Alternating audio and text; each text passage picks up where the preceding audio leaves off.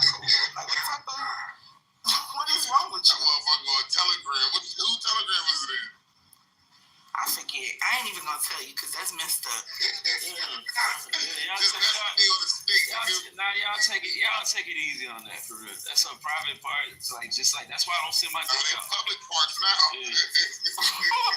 Well, that's what I was trying to tell her too. Like, I don't care if you think it's exactly why I don't send my dick out.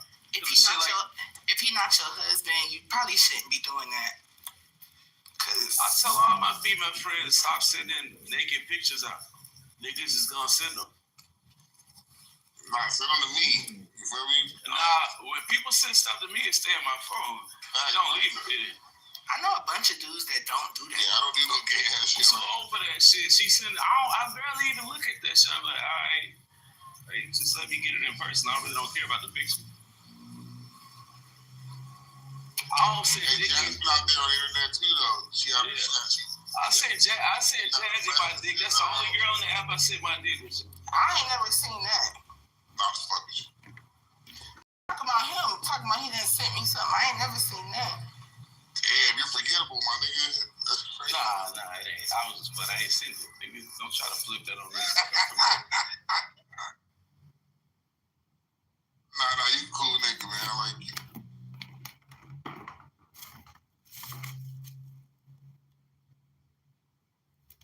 Who's she? She ain't nothing but a hoochie mama. Hoochie mama.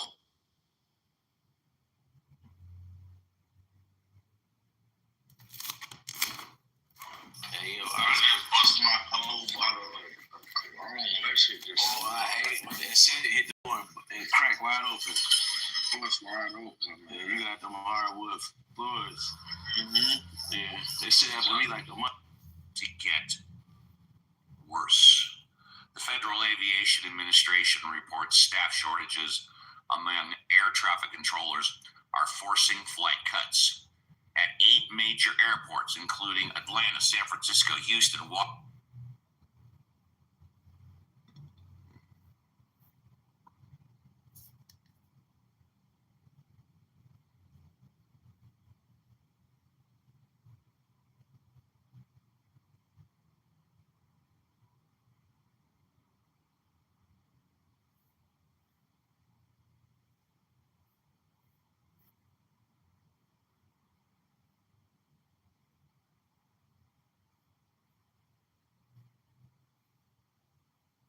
are having a harder time finding jobs. The new kids coming out of school, computer science majors that are having difficulty. And this is just the start. Like, AI is in its infancy. When you have, like, there are people that aren't really keeping up with the whole full self-driving. Mister, you're off the mic, brother, and you're making noises. So thank you, brother. I appreciate you. Like the transportation industry, I want you to look up how much money overall the transportation industry generates. And when we have like full self-driving vehicles that can go 24/7, that can replace, truck drivers, and you have like robots on there loading and unloading the trailers, like, what do you think happens? Like, I think people think when they say something like, oh, it can't replace every job. We don't need it to replace every job. Do you know what like 25% unemployment would do to this country? Do you know what 40% unemployment would do to any country? Do you know what like 20% would do? Yeah. That's right. Yeah. It's like, it would be devastating. It would have cascading effects. It would like this. We're all interdependent parts. And you mess with certain parts, the machine collapses. This is a big machine. You just pull out willy-nilly certain parts of it, it's not going to work. There are going to be unintended consequences that people didn't even anticipate. And we're talking, I'm telling you, there's going to be a point when people are going to say, I can't believe people used to drive themselves. It's going to be nuts. I can't believe you let a doctor cut into you, a surgeon, like that's gonna be nuts. Like it's just we're gonna get to that point, and it's not something that's so like science fiction and is so far fetched in the future. This is not that. Let me respond. All right, let me respond. Go ahead. First off, here's the problem. Hold on, everybody. Hold on. Sweet just hasn't had a time, so let's give the new guy a shot. Go ahead, Sweet. Yeah, you're looking out. People survive. That's what we do. Like I was saying, like you were saying, modern. So okay, the human being is still walking around. So immediately, you don't need me.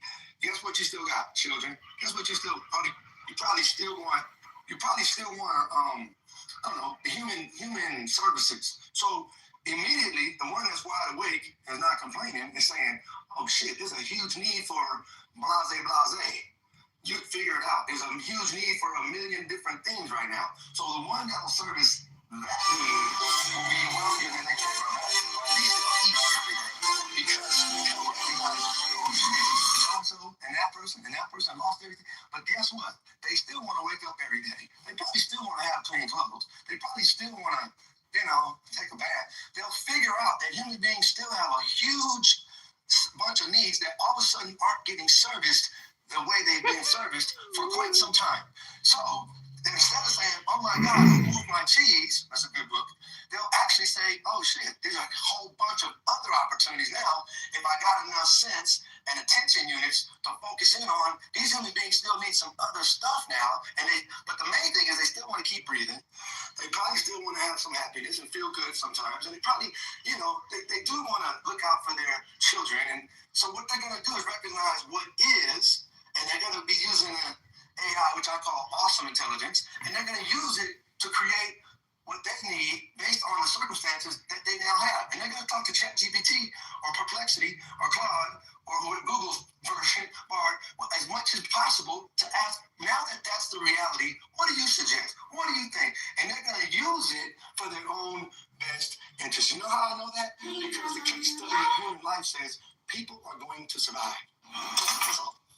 Oh yeah. All right, so let me say this. All right, so let me respond. And that's what he says. Hold on, if I can respond, it's like I've been hearing this like because I'm a truck driver, so myself, I've been hearing like about the self-driving truck since 2010. Okay, it's 2025. Okay. And we still driving around semi trucks. People are still driving semi trucks. Back in 2010, they were talking about the self-driving Uber car. But bruh, I'm not done. They were talking about the self-driving Uber cars, and they said, but I knew it was all bullshit because even though I was a teenager, I'm like, I'm reading about this shit online. I'm like, okay, well, what happens if somebody that's drunk throws up in the back of that damn self-driving taxi? I'm pretty sure the next person that rides in that taxi is not gonna want to. The next person that rides in that taxi is not gonna want to sit in somebody else's throat. They have cleaning stations. Sweetheart, I'm not done. Okay. So I was asking those questions back then, so I knew it was all bullshit back then. It was all hype. And I understood that, these guys, these Bezos, the Musk and stuff, they need you to buy stock in their companies. And people have bought so much stock in their companies. These companies are over leveraged. That's why Tesla's struggling. Tesla is, and I don't care how many of these cars you see, nobody's buying these Teslas. People don't want these Teslas, okay? They tried to sell Teslas to that company that rents the cars out. And they brought literally thousands of those Teslas, and nobody bought them. And they went out of business because it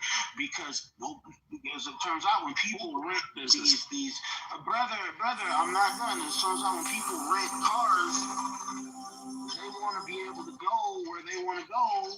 And it's not always convenient with all these EVs because you can't charge them everywhere. You know what I mean? So it is what it is. Like I said, you don't know, and I always tell people this when I talk about automation.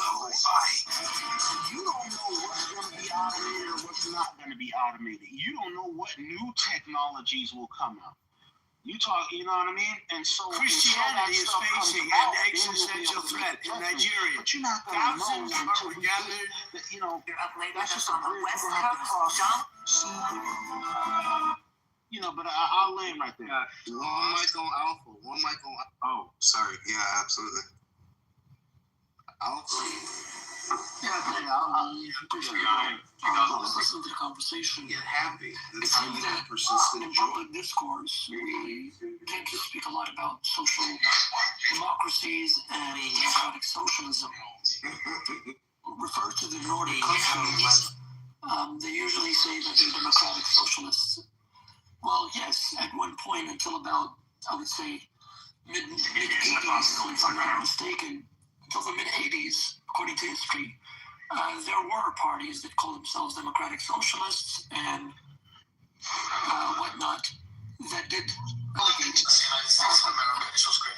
in course of time became more capitalistic in the sense that there was more privatized industries, more privatized and more entrepreneurship in the Nordic countries until eventually two countries primarily, but most of it would go to Norway actually, that broke away after they found oil.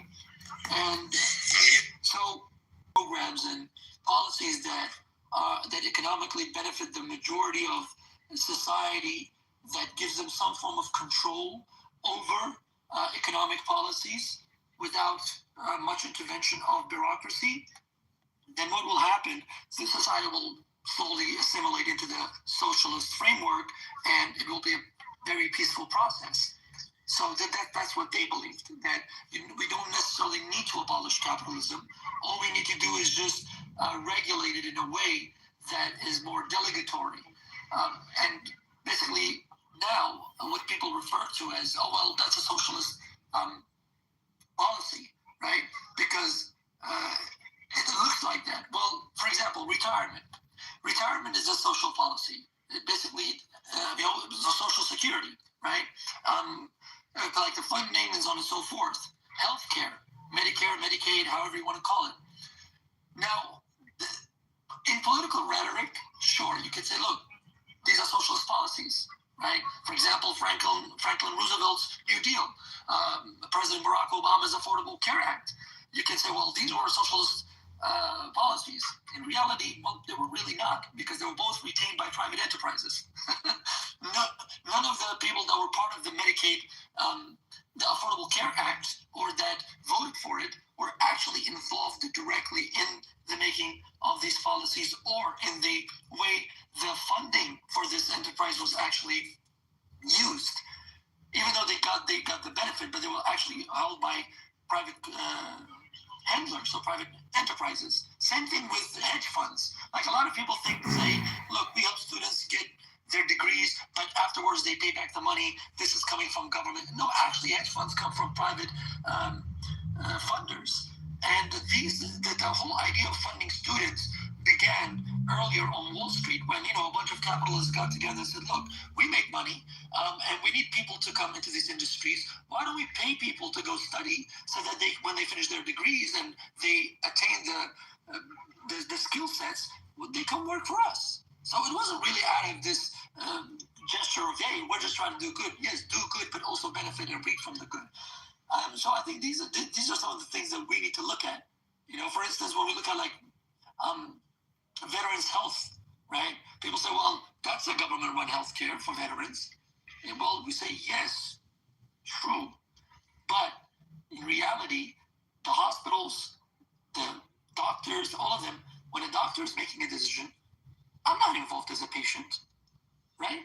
Those who get the surgeries, they're not asked collectively, hey, you come and tell the doctor how to perform the surgery because you want to see the benefits of the surgery or this particular method of surgery. No. So it has some resemblance to socialist policies, but it's not strictly social policy. So, but democratic socialism, if I could just touch on that for a little bit, democratic socialism, right, believes in collective and public ownership. So the hospital doesn't belong to, let's say, Maryland, which has some of the great, hospitals. It doesn't belong to Maryland State, right? It belongs to the people in Maryland. So if any tweaks in policies of that hospital, any kind of administrative changes happen, the people must be consulted by way of a referendum, by way of a vote, by way of serving. They have to be asked, and we do the will of the people because that's public. Let me chime in here real quick. Let me chime in here real quick because I think what the gentleman is trying to do, he's trying to control the socialist extremism that could potentially surface from people that adopt this ideology. Right, he's trying to give it a bit of he's trying to inoculate it to the natural forces we know humans are naturally predisposed to, which is that when given the opportunity to get access to free things that they didn't have to toil for, that appetite grows. And I think what he's doing, ignoble, right? Oh, it could exist in a very confined, sterile environment in which there's parameters and there's healthy protections against abuse, as if to suggest that the very nature of humanity is not abusive against areas that could be exploited. And what socialism does is it opens the door for exploitation, because what it attempts to do is there's no amount of connecting socialism to democracy and suggesting that, because we have a socialist democratic society that is going to rein in the abuses. No, that's wishful thinking. That's a representation. That's wishful. Well, no. What I'm saying is trying to sanitize it. You can't sanitize socialism. I hear you what you're saying, but you're saying it can work in certain silos and contexts. I'm saying it can't. And let me tell you the reason why. It's because when you corrupt the motive... I got it. Let me just give it a sec. Let me just get this out. Let me just get this out. When you corrupt the motives, right? When you can corrupt the motives of self-worth and self-determination, and you try and collectivize the production across the society, right? And you say, okay, we're going to redistribute wealth across the society. Well, the problem is, in order to redistribute wealth, you would essentially have to also redistribute the workload to support that wealth. And that's where you go from socialism to communism, because you cannot redistribute the workload of sustaining that wealth without forcing people into labor, people that would otherwise not want to do it. And that's why capitalism is the perfect antidote to socialism and ultimately communism, which I think socialism is just a slippery slope to communism, because it creates... Real quick, that Austrian painter was correct. Real quick, because one thing one thing that he did show though is that there was one example that he didn't use theoretical possibilities that it actually did, and you can't refute that. But either way, continue. What example are you talking about? No, I'm not trying to refute it. I just wanted to point out some gaps in the logic here to suggest that we can have a fully sustainable socialist democratic society that leans into the virtues of socialism but completely eschews the vices of socialism is wishful thinking, and I don't think it's practical. I think you have to understand the human condition, that it naturally corrupts, and it takes away the motivation to do any type of self-generated, efforts towards wealth attainment. If I can spread the wealth and I can redistribute the wealth, then why would I work to build anything if the state is... Well, we know that naturally will lend itself to a collectivist redistribution of labor, and that's where you get labor camps, and that's where you get forced labor, and we know that story. We've seen it before. That's why socialism never works. TC, yes, I get it. I'm really it won't work in the West, in my opinion, too. One thing I'm only pointing out is there is a world example where it has done and didn't do any of that. That's the example he used. Sweet, you're up. Is he talking about the countries? Thank you. Yeah. So, exactly. See, First of all, we got to do better with not just going off of labels, because people are going to look out for people. If you're a CEO and you're not looking out for your society, people call it employees, and doing what is best for them, and you're not creating something for them to be able to eat from, you won't have a company. You won't have a reality. So, and on this note about, I know a secure job where things changed and folks just had to figure out a way to do something different. It had to do with cotton. The most secure job in the South for a while was picking some cotton. That was job security to the nth degree. And I don't know how many folks are still picking cotton, but those people decided to keep it pushing and figure out some other stuff to do once the machines came over and said, we're going to replace all of you, so we don't need you to pick any more cotton. Now, if they would have been like I'm hearing, oh my God, what could possibly we do? And they figured out how to go do shit themselves. And the ones that did that well, children, our grandchildren, our great-great-grandchildren that are on this stage today, or that are still alive some kind of way. So what I'm saying is, I mean, the idea that things change and humans don't adapt and they don't, that's the insanity part. To now, oh my God, now the machines that some other human being put in place and built, and there's millions of folks right now that are getting very educated every week on how they can secure themselves with opportunities that are now opening up. That, but if you're just thinking that business as usual is where you should keep your mind, that's the difficult part that I think was going on. People are having a hard time saying, that's not how it is anymore. Let's do something else. And so, because people, as they get older, they retirement check, and they thought everything was about job security, and thought that the government was the best job security you could ever have. And now they realize that all of that is not the case anymore. So, but those that have never been in those positions are really blessed ones, because they've never depended on a 401k. They've never depended on a government contract, but they're still here as well.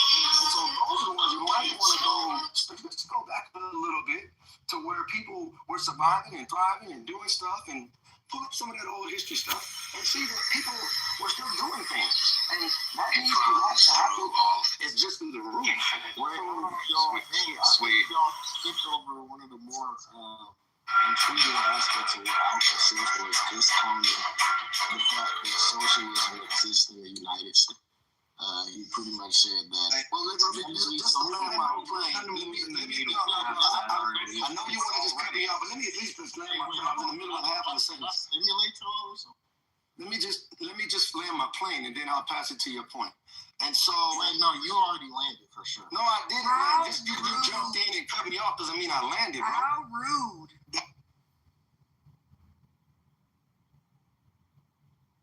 Well,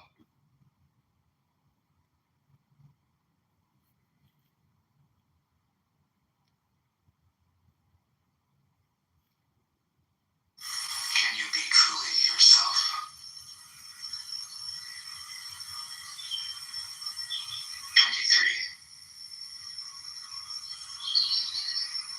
Express yourself completely and keep quiet.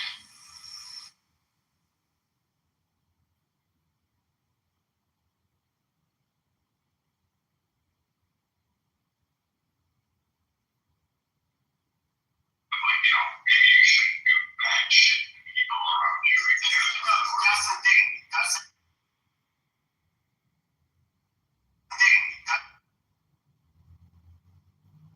And I'm saying all of that to say, maybe you should. It's awesome. See what they delete. Oh yeah, they said that. We can't have quote unquote custody. We have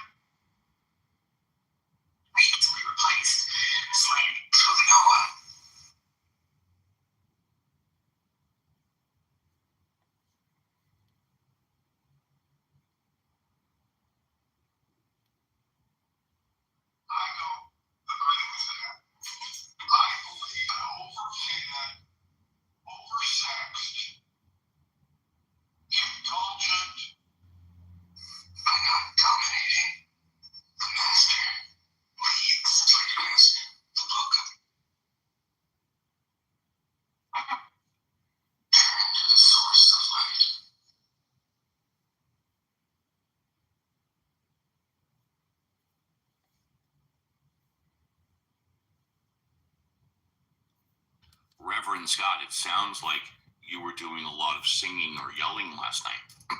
That's what I was thinking. I was going to ask, were you out on the town last night? I was out on the town, but I did not sing. Actually, we did not. We didn't do karaoke last night.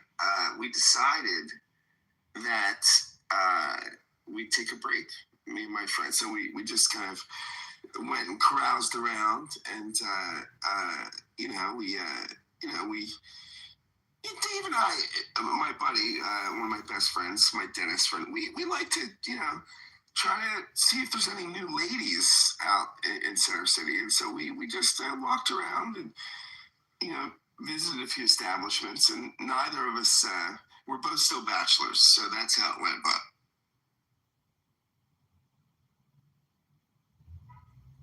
Did you end up meeting any ladies or getting any numbers? No, it was not a great night for Scotty. It was, it's fine. But my friend Dave, who was again one of my best friends, he's lived in the same bachelor apartment for years. We're going to an open house tomorrow. He might buy a house, an amazing house right across the street. The place is unbelievable. So I'm going to an open house today to go look at the house with Dave. Very quickly after Mod Squad Popcorn, I've invited Arabi Money up because Arabi Money has made some comments in the group chat, which I would like Arabi Money to back up. And if he doesn't back up, those comments will be deleted because they seem like claims without any evidence. But go ahead, Mod Squad, continue on, and then Norm is next. If you guys want. If not, it's okay. All right, then.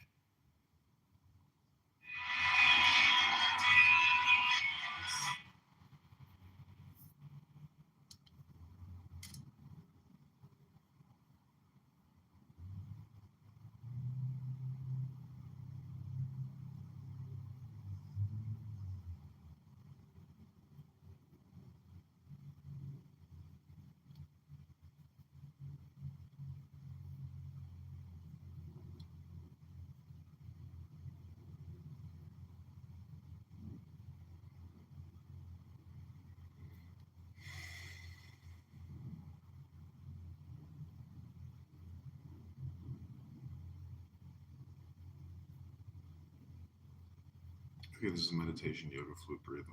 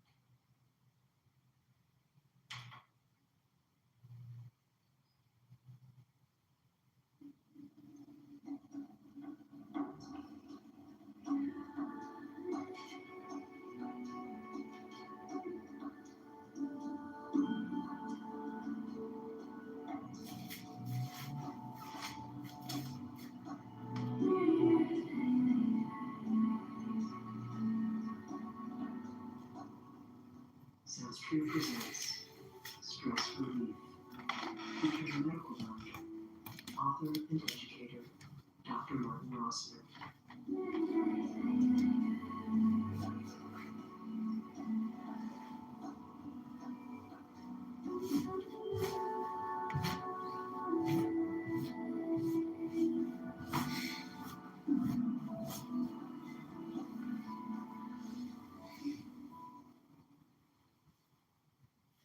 Hi, this is Dr. Marty Rossman welcoming you to the Stress Relief and Guided Imagery CD program. Stress is a normal part of life, but excessive stress and excessive stress response can be exhausting and draining. Left unchecked or unbalanced, it can lead to a wide variety of unpleasant symptoms, including anxiety, insomnia, headaches, body aches and pains, and even depression. It can also lead us to indulge in unhealthy lifestyle choices, such as smoking, excessive drinking, or unhealthy eating as we attempt to get some relief from the discomfort too much stress causes in the body. This CD program will teach you a variety of simple, effective, and healthy ways to relieve that stress in your body and mind, so you can live a happier and healthier life on your own terms. You can use the CD to learn and practice these relaxation and imagery skills. And once you learn them, you'll find that you'll be able to use them anytime when you need to reduce your level of stress. And of course, you can use the CD to guide you as much as you like. The stress response is a physical reaction in your body that we sometimes call the fight or flight response. This is triggered when you run into a dangerous situation, like a wild animal or a mugger. Your body prepares for survival by sending an alarm through the sympathetic nervous system, which curiously doesn't have anything at all to do with being sympathetic, but has to do with surviving a crisis. It's more alert and acute, and shunt blood to your large muscles to supply extra strength for the emergency. You become supercharged for survival. This is the state we hear about where mothers move cars to save their babies, or people perform heroic acts that defy belief. If you survive the threat, your body goes back into a compensatory rest period called the relaxation response, which in many ways is the opposite of the fight or flight response. The relaxation response is a repair and recharging state of the body, where brain and muscle chemicals are replaced, energy is renewed, and injuries are healed. The relaxation response signals travel through the parasympathetic nervous system, which relaxes the muscles, sends blood back to the digestive system, and lets the brain, heart, and blood vessels relax. This relaxation response allows us to heal and return to normal as quickly as possible after an episode of high stress. Stress researchers refer to the scenario I described as type 1 stress. There is a clearly identifiable threat, an action that can be taken to resolve it, and one way or another, it's over quickly. Fortunately, in modern life, we rarely run into wild beasts or direct threats to our lives. But in the course of our daily lives, we're confronted with many things that are also threats, even if they're not so immediate. And we tend to hold these threats in our minds and worry about them. We worry about mortgages and taxes and wars and jobs and health and loved ones. And the list goes on and on. The thing is, the brain reacts to these thoughts, images, and fears as if they were real, immediate threats. These thoughts themselves can trigger a stress response in your body, even if it isn't full-fledged. The body starts running on high alert, ready to meet a threat to survival. But these threats can't usually be resolved quickly, if at all. Stress researchers call this type 2 stress, triggered by multiple ongoing worries and hassles that often have no clear path of resolution. This kind of ongoing stress is what wears us down, depletes our energy, erodes our mood, and causes us to reach for the closest form of comfort. Because we can't run or fight these sources of stress, at least not immediately and directly, the solution to type 2 stress is to learn to interrupt the stress by triggering a relaxation response on a regular basis. We relieve this type of stress by using the same part of us that caused it in the first place, our imaginations. The very good news about type 2 stress is that because you can create it with your imagination, you can also relieve it the same way. And that's what you'll learn to do in this program. There are two major skills in resolving and reducing stress. One is resolving stressful situations that can be resolved, and the other is changing the way you react to an unresolvable situation. You'll learn relaxation and imagery skills on this CD that will help you do both, by learning to physically and mentally relax at will, and learning to use the creative problem-solving capacity of your inner mind. Before you start to learn to relax, take a moment to learn a simple way of assessing your stress or tension level. People react to excessive stress in different ways.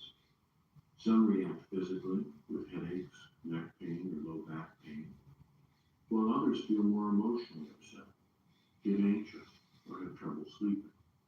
Yet another group will find themselves smoking, drinking, or overeating in an attempt to reduce their distress. What are the first signals you get that you are carrying too much stress response around? If you're not sure, be alert for what happens as you become more aware of stress and relaxation as you use this program. In a moment, I'll ask you to scan your body and assess your tension level. But first, I want to introduce you to a handy way to measure your stress level, simply by imagining a scale or a gauge that reads from 0 to 10. This could be a vertical or horizontal scale, or a circular gauge like a speedometer on a car, or any other kind of measuring device that you imagine that goes from 0 at the lowest to 10 at the highest. If 0 represented having absolutely no stress or tension at all, and 10 represented having as much stress and tension as is humanly possible, where would you rate the tension and stress level you feel right now?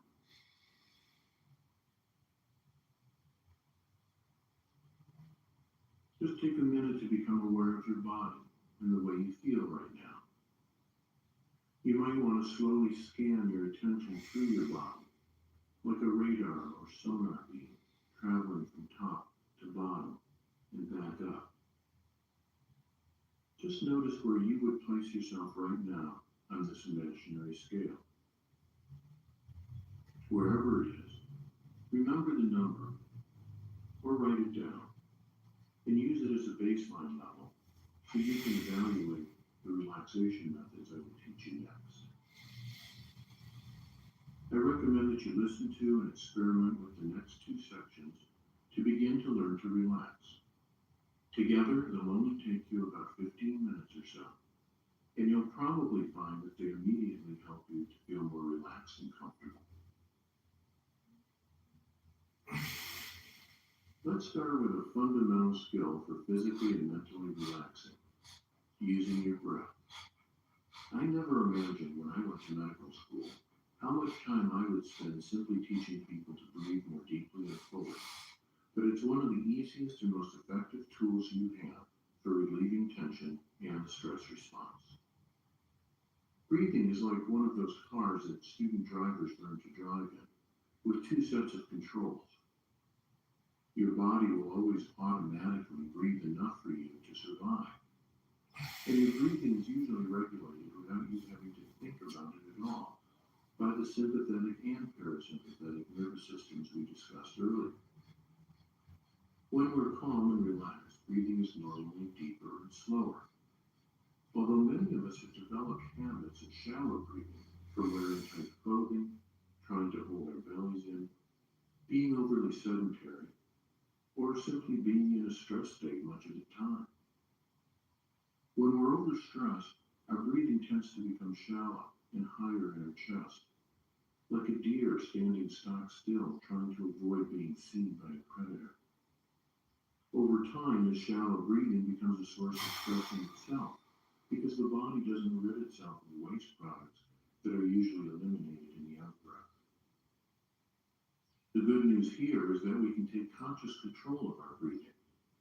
And by learning to breathe more deeply and fully, we can reverse the activation of the stress system and turn on the relaxation system. What you want to do in order to do this is to learn to belly breathe once again.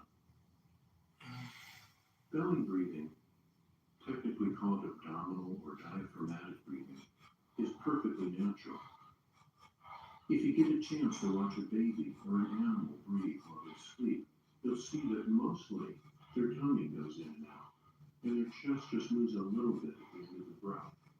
That's abdominal breathing, or belly breathing.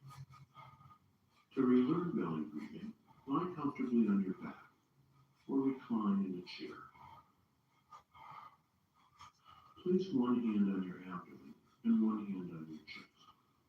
And without trying to change anything, simply observe what happens in your hands when you breathe normally. Which hand lifts first when you inhale?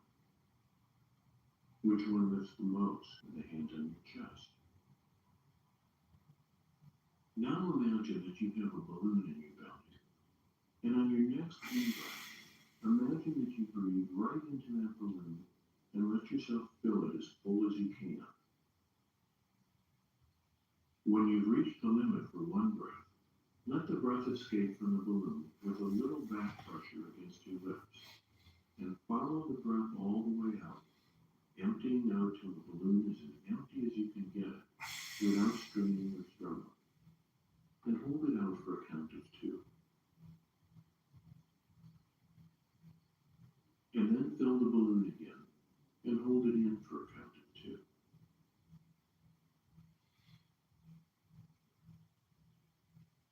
And then let it empty again with a long, smooth out-breath.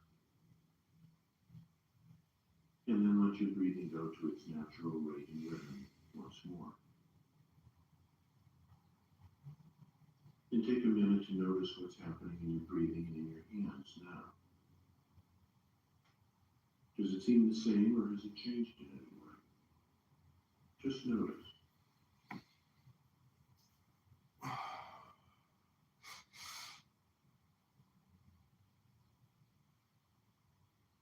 There are many different timing patterns that people use for relaxation breathing, and here's a simple one to explore. What you'll do is take another belly breath, this time filling the balloon at a slow count of 4, like 1001, 1002, 1003, 1004. You'll hold it in for a count of 2, and release it fully on a count of 1006. You'll hold it out for a count of 2, and then let your breathing become normal again, and relax like usual. If you can, breathe in through your nose and out through your mouth. So, when you're ready, take a belly breath, filling the balloon on a slow count of 4. 1001, 1002, 1003, 1004. And hold it for a count of 2. 1001, 1002. And release fully on a count of 6. 1001, 1002, 1003, 1004, 1005, 1006. And hold it out for a count of 2. 1001, 1002. And now let your breathing become normal again. And just relax for a few moments.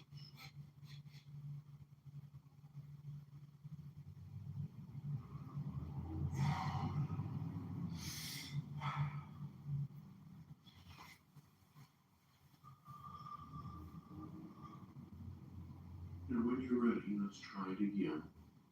And this time let yourself count mentally. You'll find your own rate and rhythm. Breathe in on a slow count of 4.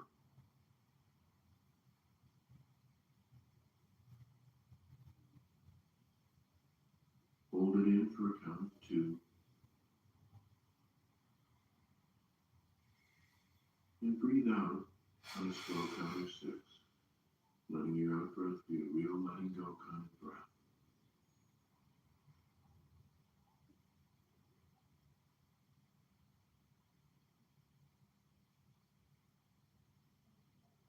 Hold it out for a count of 2. Relax and breathe normally.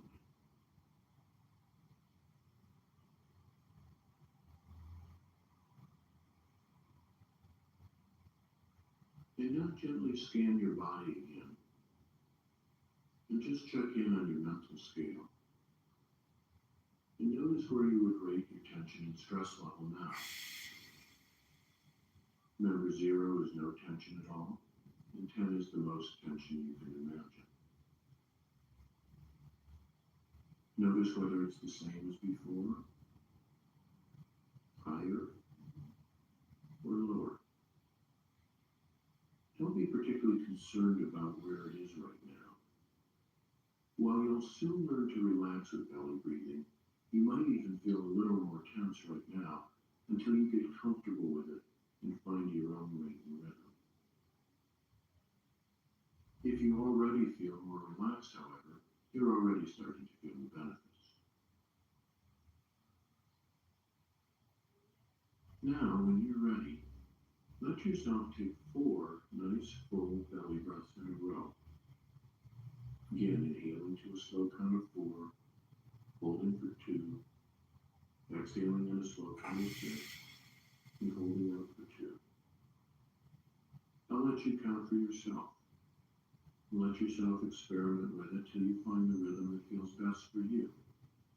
And after 4 belly breaths, let your body relax and just let your breathing go natural.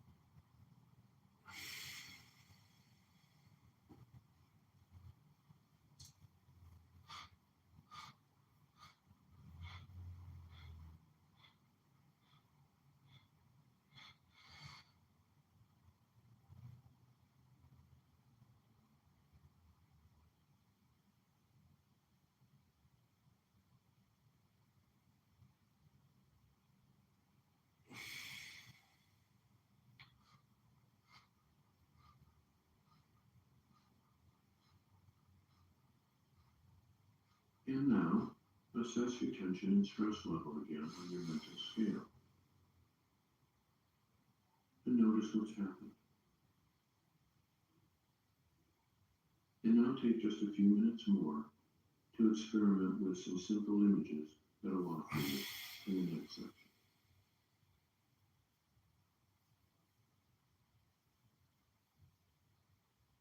Now let's see what happens if you add a few simple thoughts and images to your belly breathing.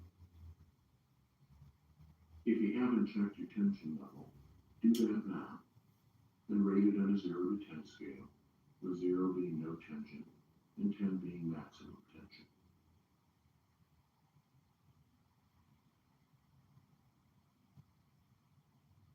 And then on your next 4 belly breaths, imagine that you are inhaling calm and relaxation and releasing tension or pressure as you breathe out.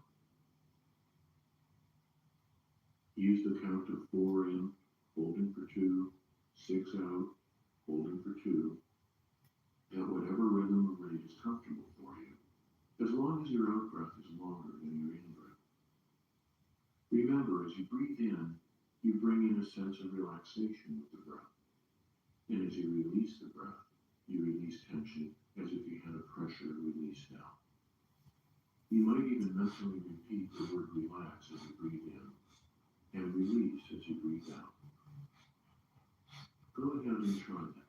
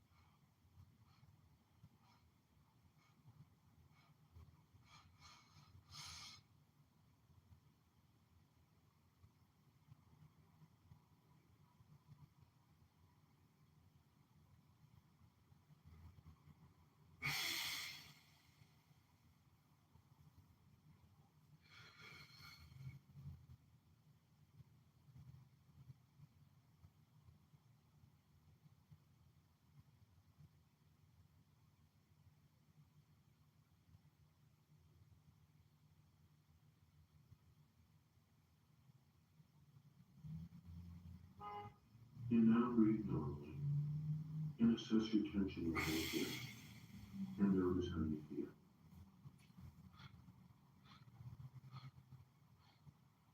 And now, breathing normally, simply imagine that your body is like a sack of potatoes. And notice what that feels like. I wonder if you felt any change in your body as you imagined that. Just notice. How about if you imagine that your body is made entirely of wet noodles? Limp and loose.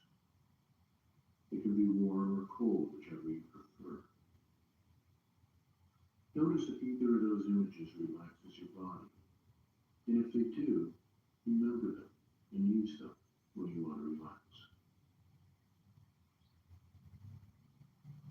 And now to relax more deeply, breathing normally.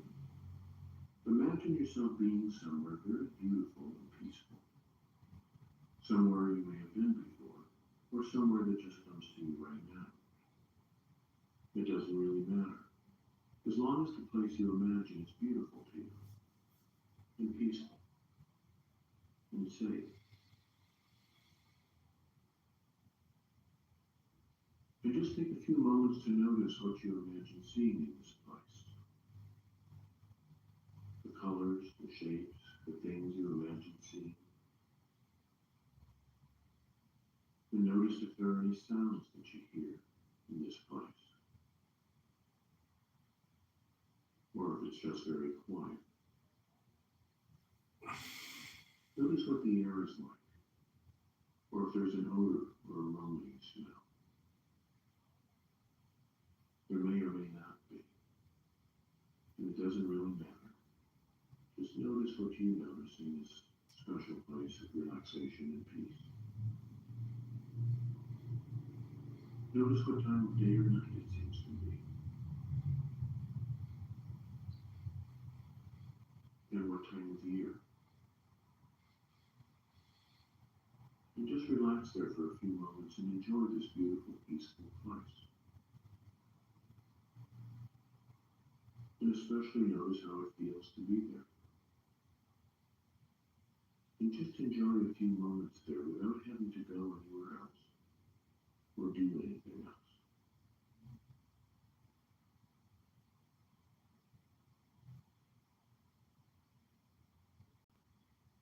And if that feels good to you, just let yourself soak up the feeling of peacefulness that's there, as if you were a sponge, and you could absorb it right into your cells. And just take a little while just to be.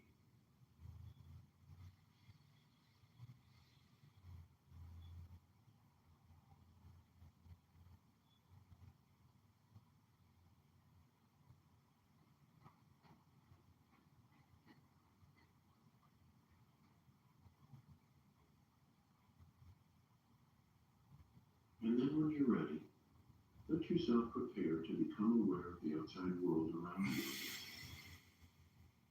Slowly and gradually. And if you feel you'd like to stay in this peaceful place, that's all right. You can stay here as long as you like until you feel it's time to come back to the outer world.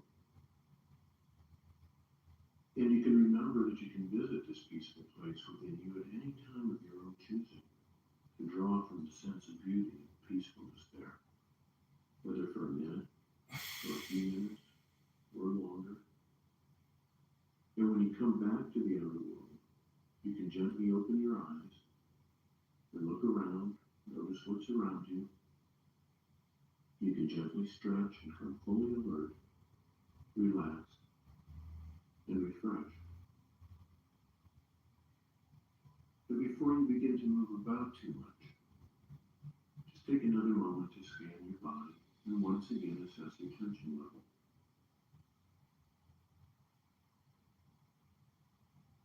And notice how it compares to where it was when you started.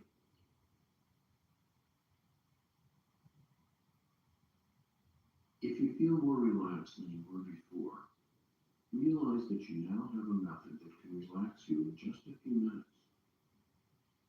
1 or 2 cycles of 4 belly breaths, and whichever of these simple images that work best for you. Use this method a couple of times a day to break the stress and tension. And use it when you're tired, or wired, or need a break. Use it before eating to improve your digestion and help you savor your food and help you with your food selection and the amount that you eat, if that's an issue for you. And use these relaxation methods whenever you feel your stress level is getting out of your comfort zone. If you're going to drive or operate any kind of dangerous machinery or equipment after relaxation, make sure that you're fully alert and that your attention is all the way back in the outer world before you do. You might want to take a 2-minute walk and just feel your whole body. But make sure that your full attention is back in the outside world. You may want to write or draw about your experience and what you've learned about stress and relaxation so far, and then take a break. At a later time, when you have about 25 minutes or so, listen to the next lesson. It will teach you a simple method for reaching an even deeper level of relaxation and comfort.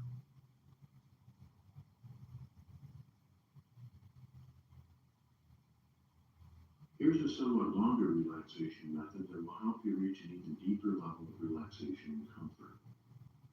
It builds on the skills you've already learned and adds a simple counting imagery and body relaxation to help take you deeper. This process will take you about 20 minutes or so and will leave you feeling relaxed but refreshed after doing it. If you're in a high stress period, or if you're habitually tense, I recommend practicing this deep relaxation method twice a day for 3 weeks to condition your mind and body to the relaxation response. If you can't do it twice a day, aim to practice once a day, and then use your belly breathing and reefer relaxation methods for shorter periods throughout the day. You'll accustom yourself to being more relaxed, just as you learned, without knowing it, how to be tense and wound up. So to begin, make yourself comfortable, let the machine answer the phone, and ask anyone you need to ask to not disturb you for about 20 to 25 minutes or so. You may want to loosen any tight clothing or jewelry, and feel free to shift around to make yourself even more comfortable at any time. Remember, you only relax because you decide to, and this is a skill that you are learning. You are in control. You can open your eyes and stop the process whenever you like, and you can close them again and resume the relaxation process whenever you like as well. So, begin with a nice deep belly breath, beginning to relax on the in-breath and releasing tension on the out-breath. And take 4 of these relaxing breaths, and then let your breathing become easy and natural.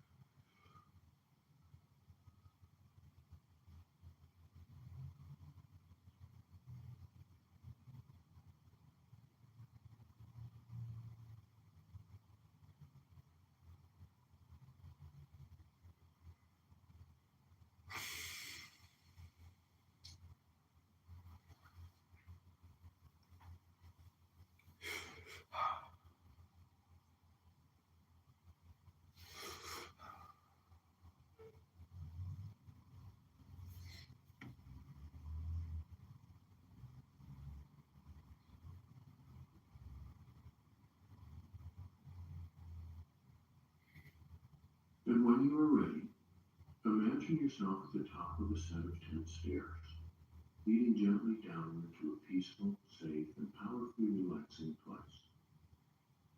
You can imagine the stairs as steep or shallow as you like, indoors or outdoors, natural or constructed. They may be stairs from somewhere and sometime in your life, or they may be purely imaginary. It really doesn't matter. So just accept the stairs that you imagine, as long as it's pleasant and comfortable for you. If for any reason it isn't, change the scene and imagine a set of stairs that is pleasant and comfortable.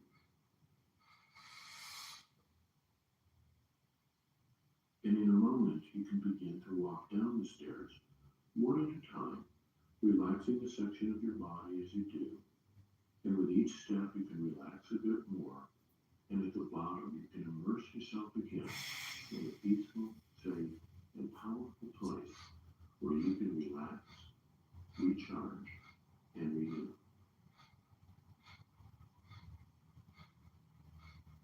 As you take a deep, full breath and move to step 10, become aware of your feet, your ankles, and your legs.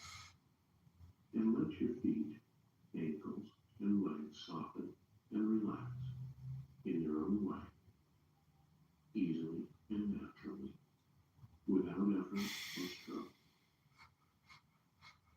Just inviting them to let go of any excess tension they don't need to hold. And as you move to step 9, become aware of your hips, pelvis, and low back, and let them soften and release tension. Don't worry at all about how any part of you relaxes or how you feel about it. Simply invite your body to relax slowly.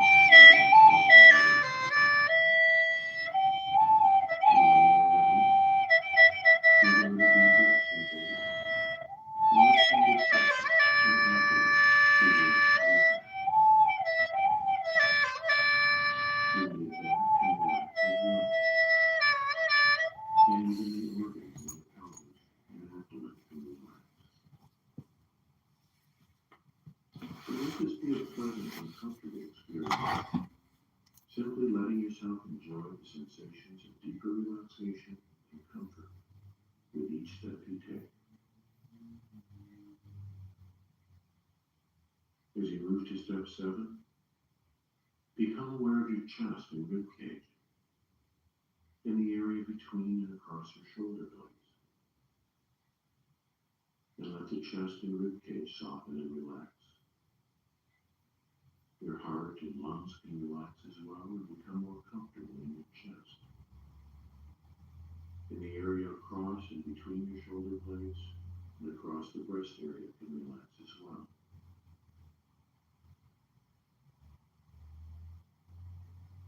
Just pause for a moment and notice how comfortable you feel. Remember, you're in control, and you can relax a little bit or a lot with each descending stair. So when you're ready, go to step 6 and become aware of your neck and shoulders. And invite your neck and shoulders to soften and relax and become more comfortable in their own way. Really let this area go and let it become soft and comfortable. And as always, feel free to move this or any other area to become even more comfortable.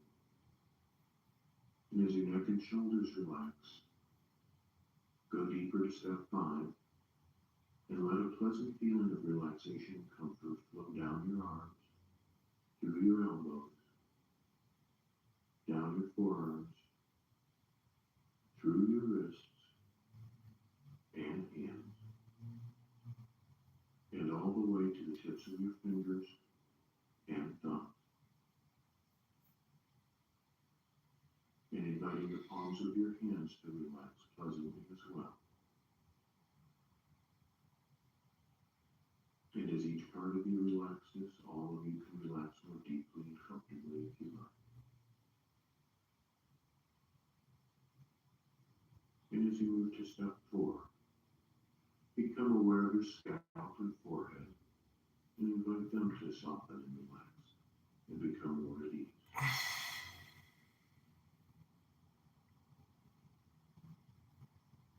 And at step 3, your eyes and the little muscles around your eyes can soften and become at ease and take a very well-deserved rest.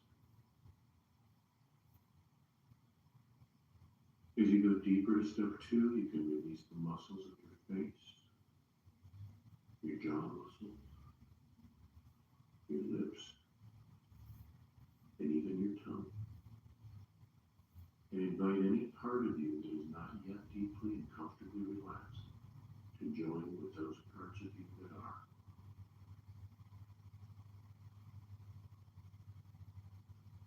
And as you step down to stair 1, imagine that you find yourself being somewhere once again that is very beautiful and peaceful to you. Somewhere you may have been before, or somewhere that just comes to you right now. Doesn't really matter, as long as the place you imagine yourself to be is very beautiful to you, very peaceful, very safe. And just take a few moments to notice where you're imagining yourself now, and what you imagine seeing in this place. Noticing the shapes and colors, and all the things you imagine seeing.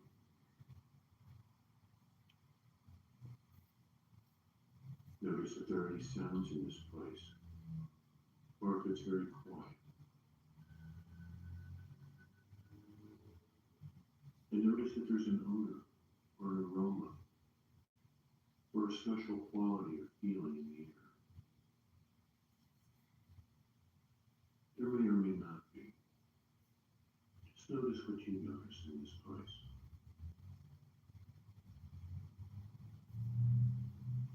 Notice what time of day or night it seems to be. And I wonder if you can tell what time of year it is.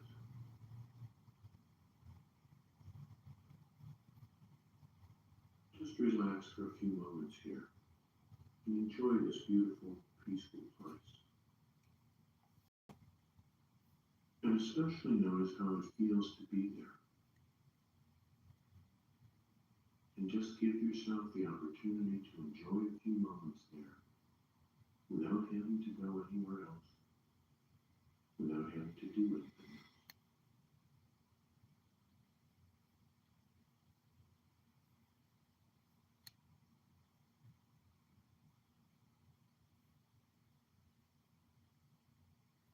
And if that feels good to you, just let yourself soak up the feelings of peacefulness, of relaxation, or renewal that are there. As if you were a sponge, and you could absorb it directly into your body, into your cells, to the deepest core of your being, filling you with a peaceful and relaxed energy, and just letting your body and mind renew and recharge and refresh as they take this very well-deserved break. And just take a few minutes to just let yourself be with these deep feelings of relaxation and renewal.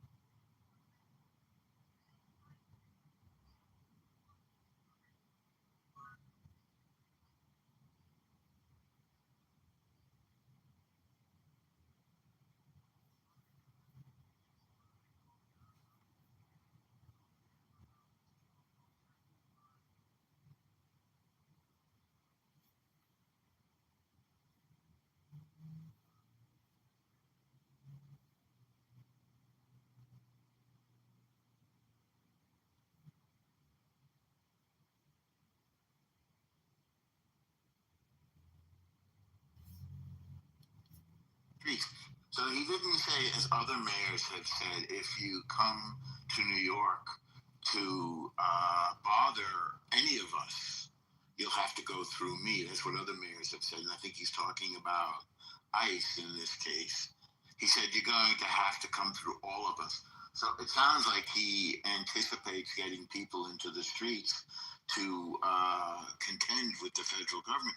I saw a video yesterday of him fighting with troopers. I don't know if the troopers were supporting ICE or what, but he was yelling at them at the top of his lungs and physically sort of, with his hands down, smashing his body into them, the way they do that so that you're not hitting somebody, but you're bumping into them.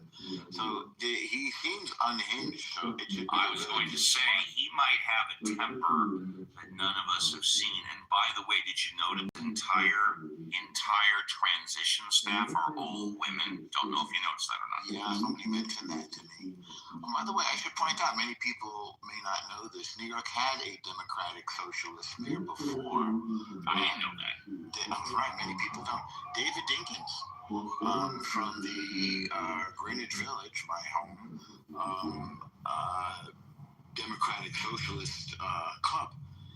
And he was perhaps the worst mayor in the history of the city, a one-termer. A nice guy with whom I spent lots of time hanging around and partying. Absolutely fun guy. Like Bill de Blasio, who I also supported and for whom I raised millions of dollars, did nothing for the city. And I think, you can cue this song if you wish, Steve, but I would say that I voted for him again. Norm, thank you. Can we ask Norm one more question? Norm, yeah. Can you give context to the Hasidim, this group of Hasidim that endorsed him?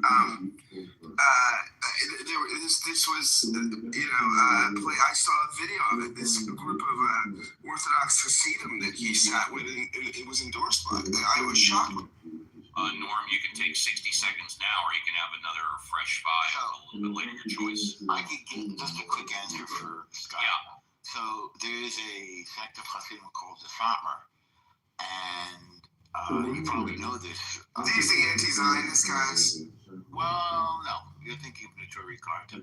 They don't endorse political Zionism, but they love Israel. They go to Israel instead of waiting for Mashiach, which is a spiritual position. But because they have many schools, and the schools, of course, get subsidies, as all schools do, they are making a deal with Mamdani so that he doesn't disrupt the education of their children. So that's the explanation of that. Thank you very much. It's time for Mod Squad Popcorn. After Mod Squad Popcorn, we have Joanna, who's new on stage. We have Drench, who's new on stage. And if you're in the audience and want to come up and speak after Mod Squad Popcorn, we encourage you to do so.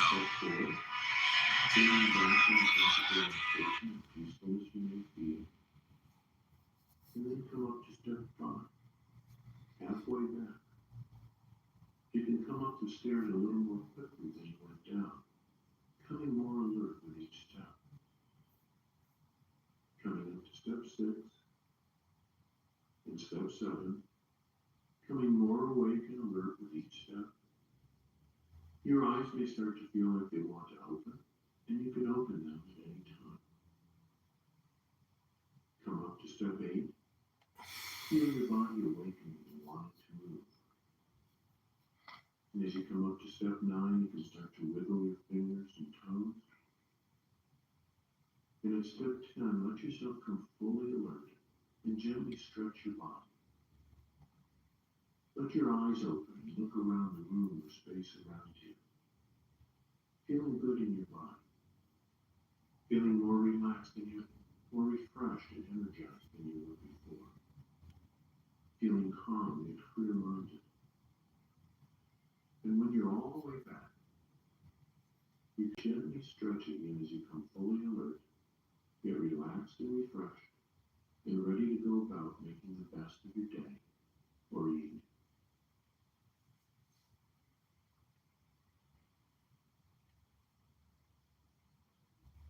Use this guided imagery process to explore with your creative imagination any situation that is stressful to you. When you deeply relax and ask for help, your inner mind can often provide new perspectives on old problems that can help you understand how to improve or resolve the situations. Let this process be an exploration.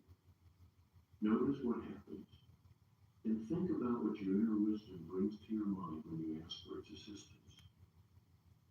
And take the time to really listen to it.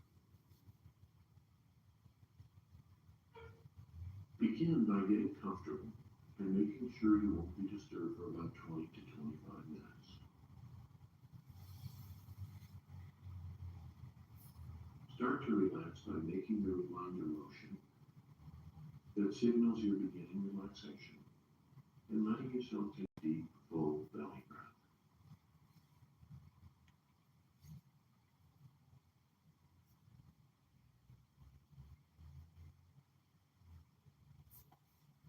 Whenever you need to go deeper, let yourself take another deep breath. And otherwise let your breathing return to normal. When you're ready, imagine yourself at the top of your imaginary staircase that leads to a place of deep, powerful relaxation and clarity. And take the first step down to 10, inviting your feet, your ankles, and your legs to begin to relax. And as you go down the stairs, simply inviting and allowing each part of you to relax in their own way. And as each part of you relaxes, all of you can relax more deeply and comfortably. And as you relax more deeply and comfortably, it's easier for any part of you to relax. As you go to step 9, invite your hips, your pelvis, and your low back to soften and relax. And begin to go deeper. It's staying aware of each step, even as you relax more deeply. At step 8, release the abdomen, the waistline, and the midsection. Going deeper and more relaxed with each step. As you move to step 7, becoming aware of your chest and rib cage, and inviting the chest and rib cage to release tension and relax more deeply. Don't worry at all how quickly or deeply any part of you relaxes, or how any part of you relaxes more deeply. Let the area between and across your shoulder blades relax as well. And pause for a moment to notice and enjoy any relaxation you're already feeling. And when you're ready to go deeper and let go of more tension, go to step 6, letting your neck and shoulders become soft and at ease.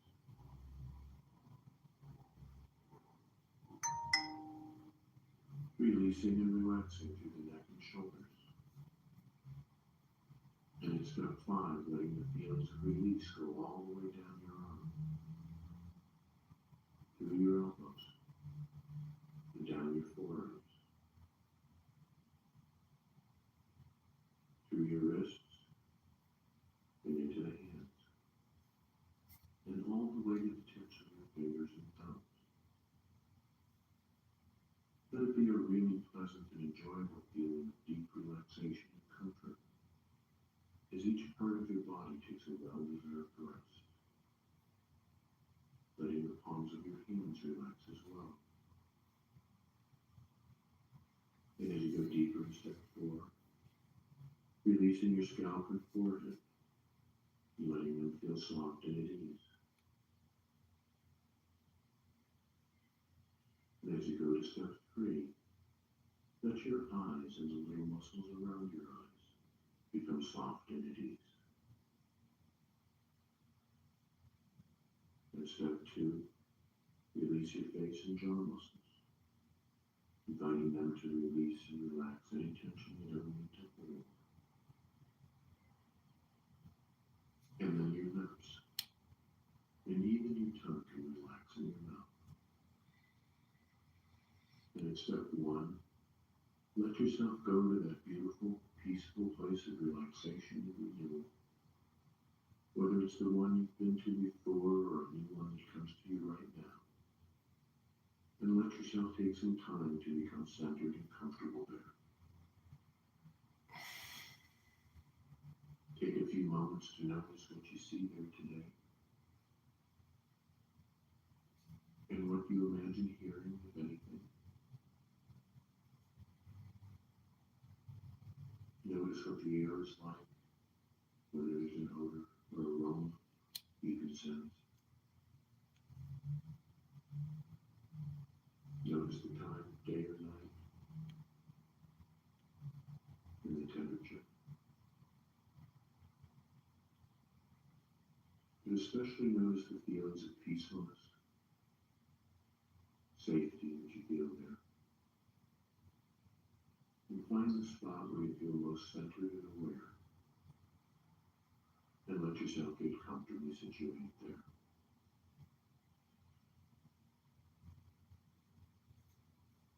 And as you do, bring to mind the situation, the event, or people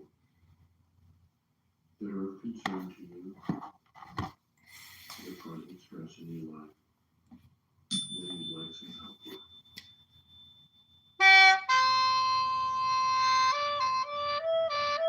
And then when you're ready, invite your mind to come to mind that represents the wise and kindest caring part of you. The part of you that you grow up and give the place to those who really love. The part that knows and understands you, and that cares deeply for your well-being. The image may be strange or familiar to you. It may come as a person, an animal, a spirit, even a cartoon figure. It may be someone or something that's living or not. It may be a religious figure or simply a presence or energy that you sense. Let this image of your inner wisdom be whatever it is, as long as you can feel that it is both wise and caring. Take some time to check the image out closely for these two qualities.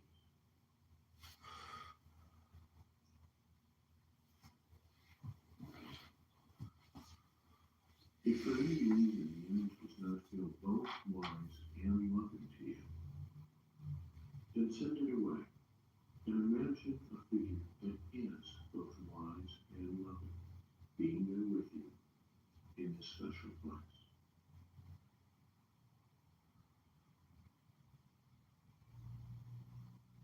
Imagine that you communicate with this figure in a way that you and it can understand. And thank the figure for coming into your awareness. And notice how it responds.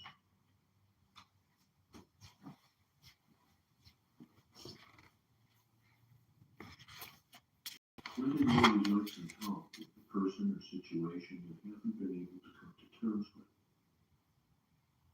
And explain the situation to this inner wise figure. Fuck Donald Trump, bro. Fuck all that shit. Donald Trump a bitch. We need Obama back. That's all I gotta say. We need Obama back. Well, I would like to ask you a question since you say fuck Donald Trump. Who have you fucked lately? He's like gay, but no. Yeah. Oh, well, okay. Well, no, Mod, you're right. I humbly apologize. No problem. Should we continue speaking to Drench? Mod? No, I think this is a case where, unless that's his parent that's put him up to it. All right. His parent should get Y'all on been there. ready to put me up to shit, man. Fuck Donald Trump. All right. Okay, We'll tell you what. Let's speak to Mommy and Daddy. You put Mommy and Daddy on the phone to make sure that. Man, you ain't speaking of shit, man. Fuck Donald Trump. Okay. All right. There's lots of grown-ups here that agree with you, Drench. No worries. Mods, you have my permission to do with Drench whatever you want. Mods, it's up to you. I'm not. There you go. No problem. And Mods, thank you because Thank you. I would have carried that a little too far. Thank you very much. This is let's give my mod squad a standing ovation. Thank you. Thank you. This is Joanna. I just want to say for the record, Uncle Steve, you can speak to me that way anytime you like. Oh, goodness.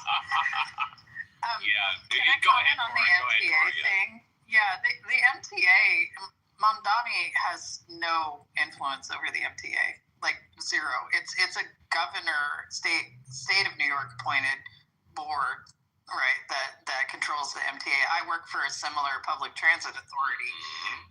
The mayor of the city has, other than just like being encouraging or participating in the normal metropolitan planning processes and things as in an advisory role, it has no control over a transit authority. Transit authority is a wholly separate entity. So like this idea that you make the bus system free by being mayor is just silly.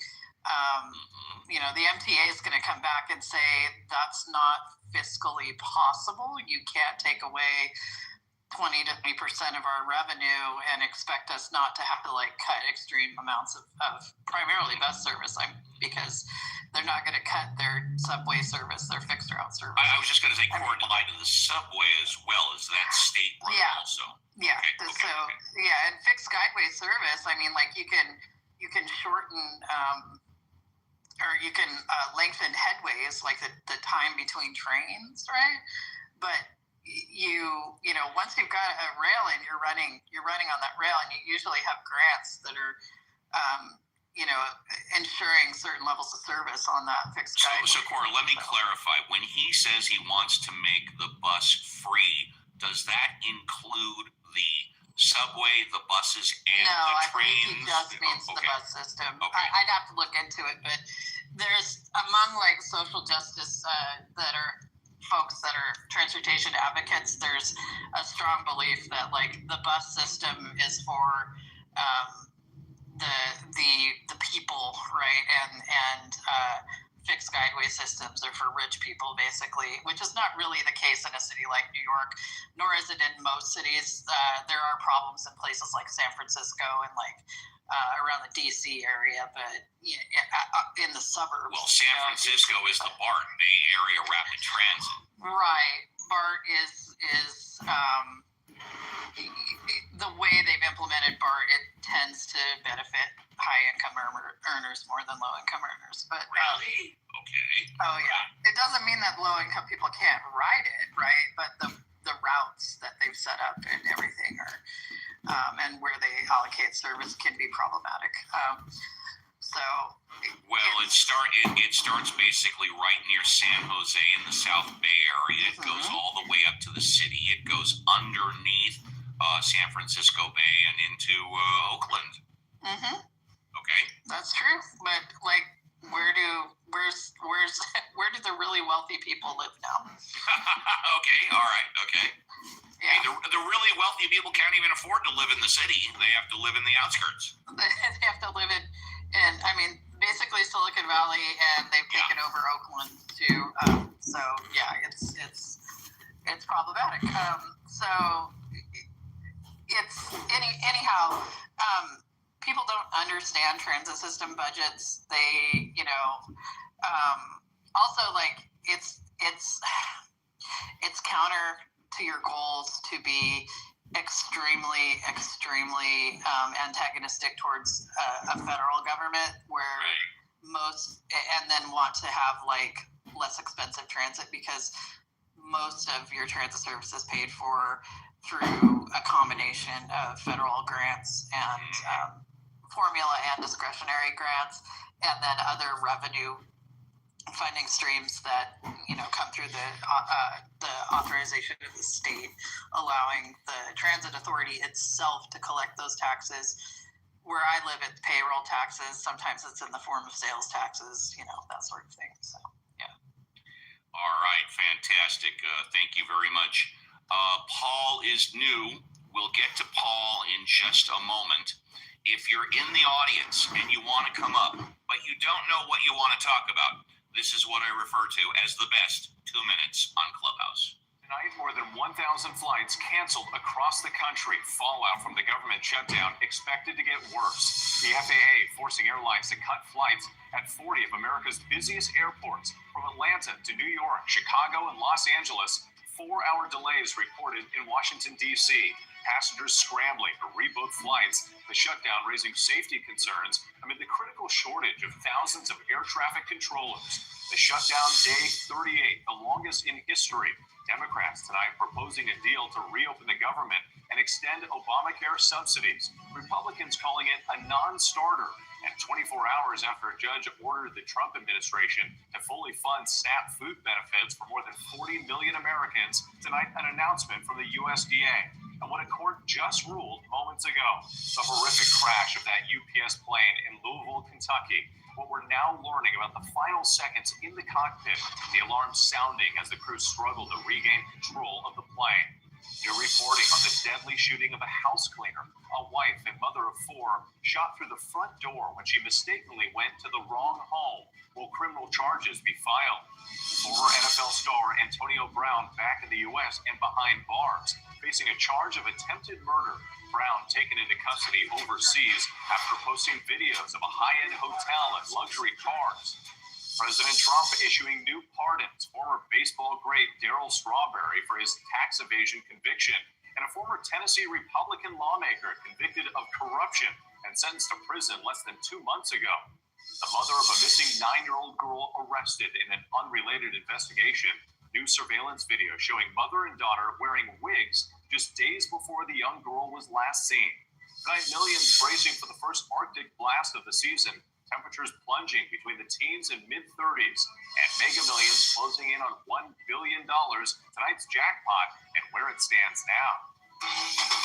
All right, and those are just some of the things that you can talk about. If you're in the audience, you want to come up, raise your hand, talk about anything you want, just like Paul is going to do right now. Paul, good morning. Welcome back to the show. What would you like to talk about?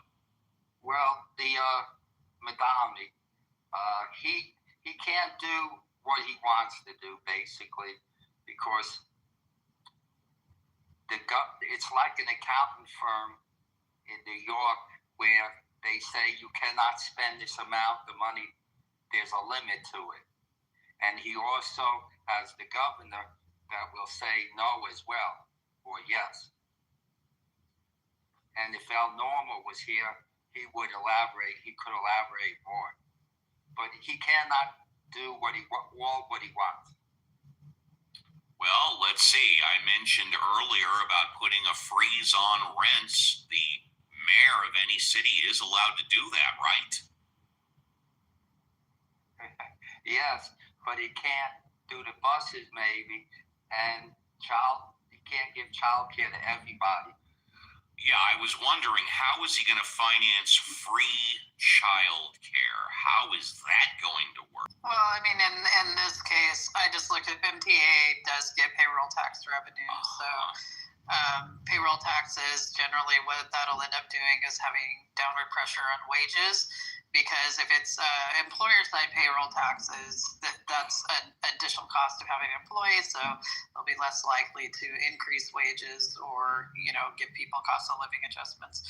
Now I heard that New York City, and Norm can confirm this, New York City itself has a payroll tax of I think 7.5%, and one of Madami's plans is to increase that payroll tax, if not across the board,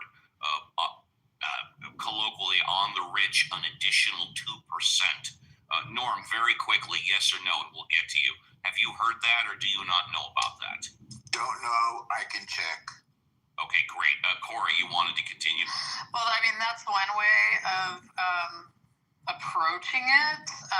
And I think in New York, it's kind of a different situation because they do have a lot of high income earners there that are wage earners.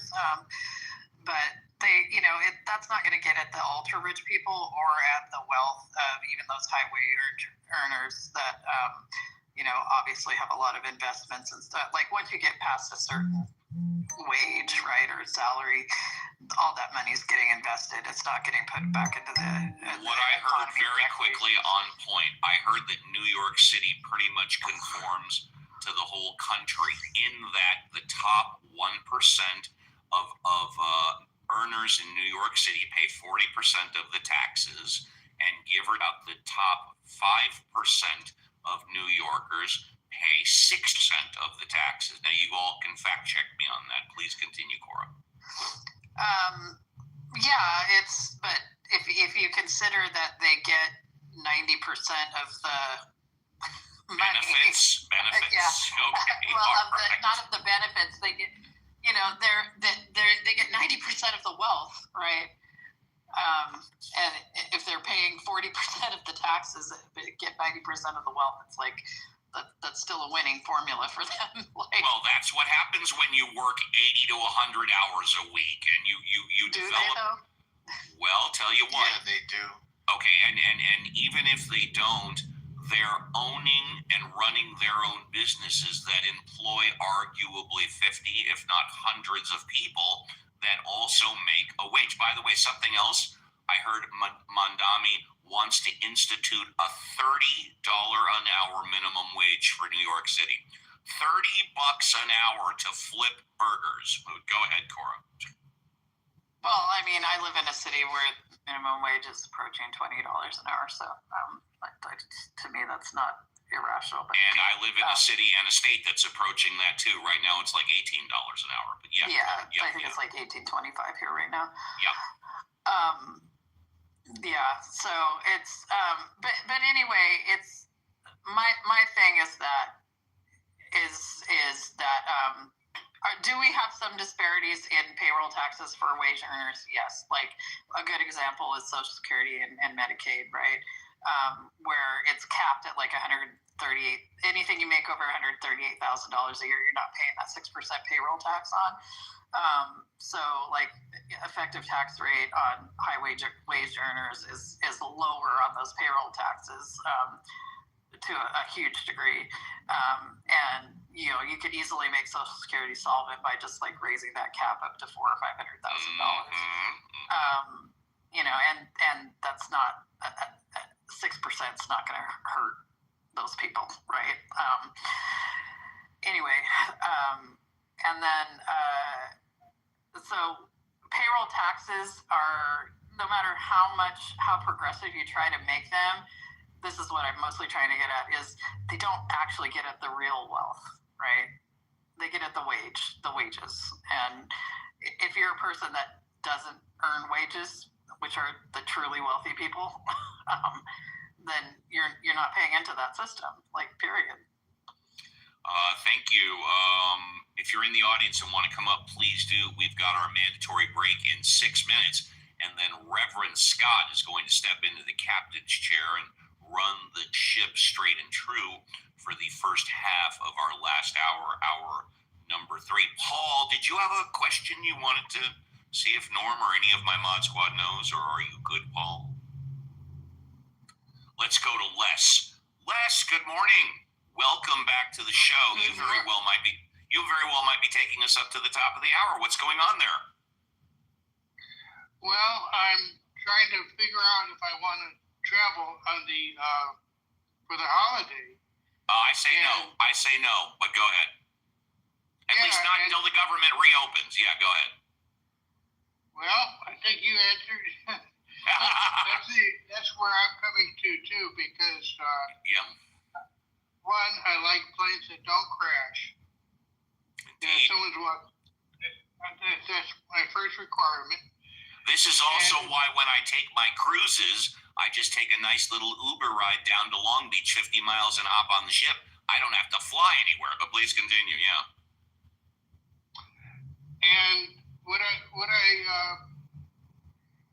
and the expense of traveling, during the holidays is usually higher. And then if they cancel 10% of the flights, supply and demand, it's just going to be quite expensive. Through the roof, baby, yeah.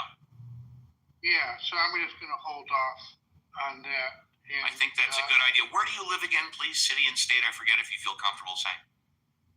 Well, I live in Silicon Valley, in a state you're very familiar with, California, sure, yeah. Yeah, so people are complaining about the weather here, but I'm from Chicago, so my superpower is I'm invulnerable to California cold. Yeah, who was it? Was it Mark Twain that said the coldest winter he ever spent was a summer in San Francisco? Was that Mark Twain, I think?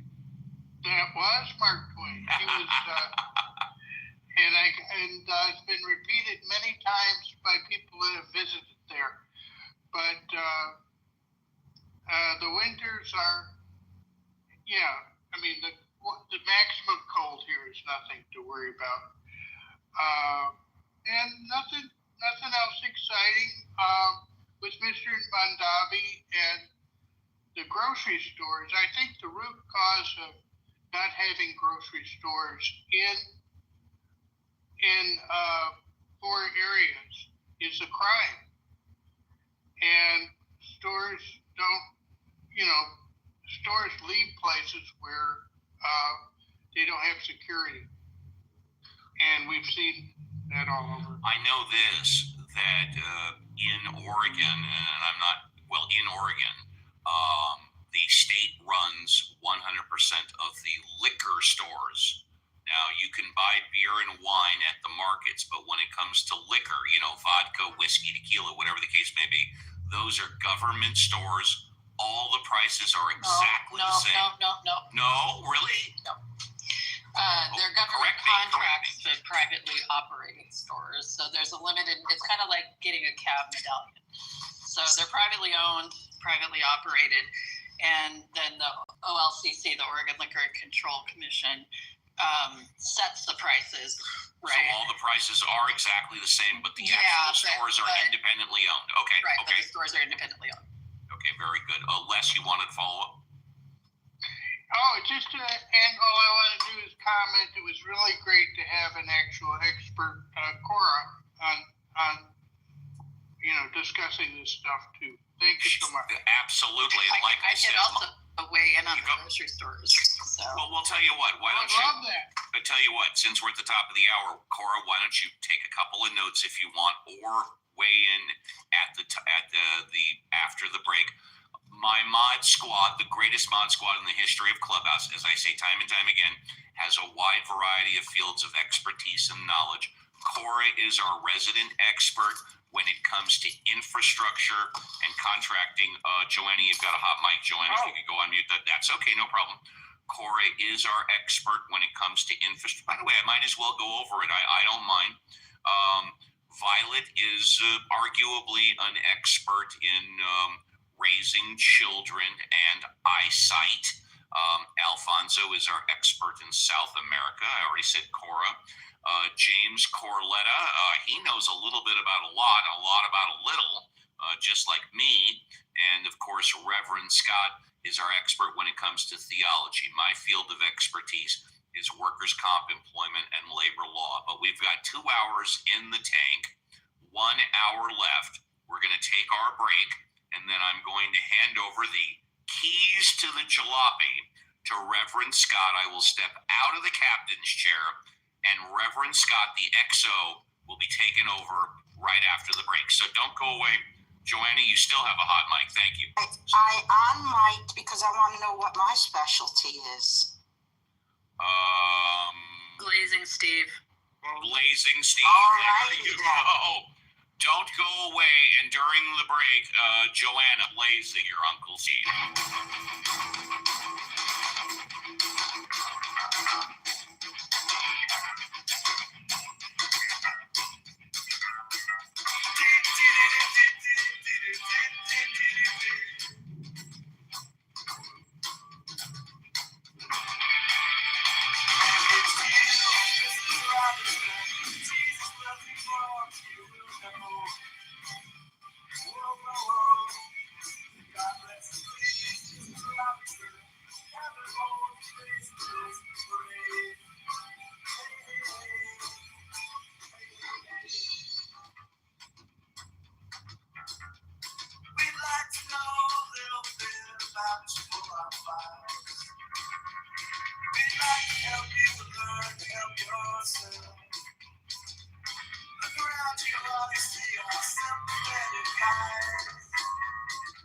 Stroll around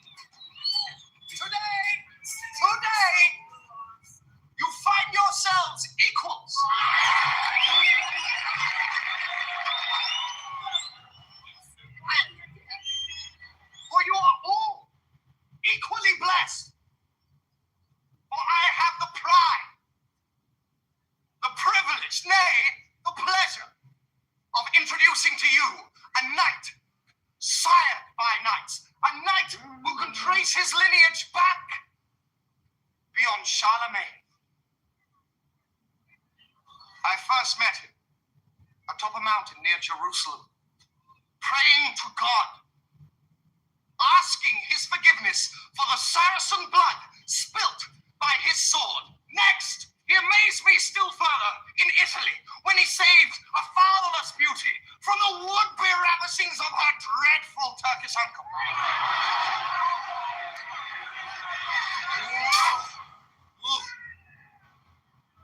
In Greece, he spent a year in silence just to better understand the sound of a whisper.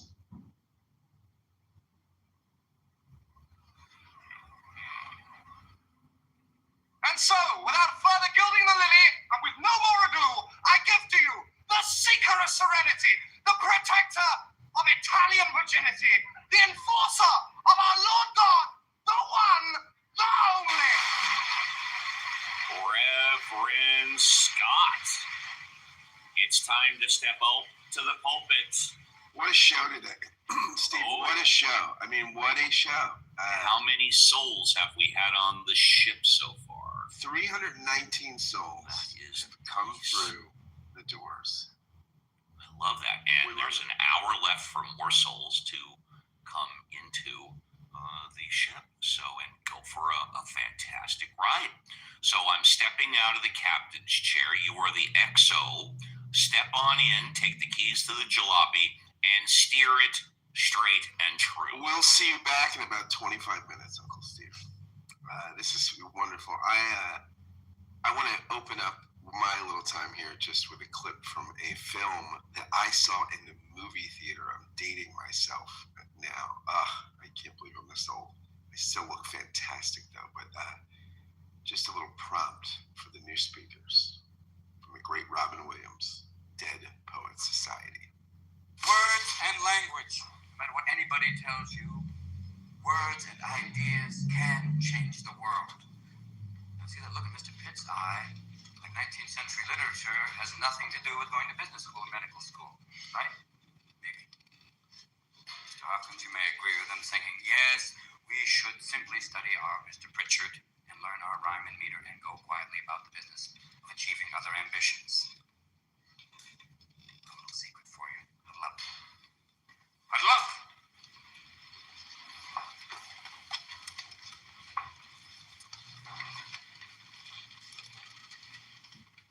We don't read and write poetry because it's cute. We read and write poetry because we are members of the human race, and the human race is filled with passion. Medicine, law, business, engineering, these are noble pursuits necessary to sustain life. Poetry, beauty, romance, love, these are what we stay alive for. To quote from Whitman, "Oh me, oh life of the questions of these recurring, of the endless trains of the faithless, of cities filled with the foolish, what good amid these, oh me, oh life? Answer, that you are here, that life exists, and identity, that the powerful play goes on, and you may contribute a verse. That the powerful play goes on, and you may contribute a verse.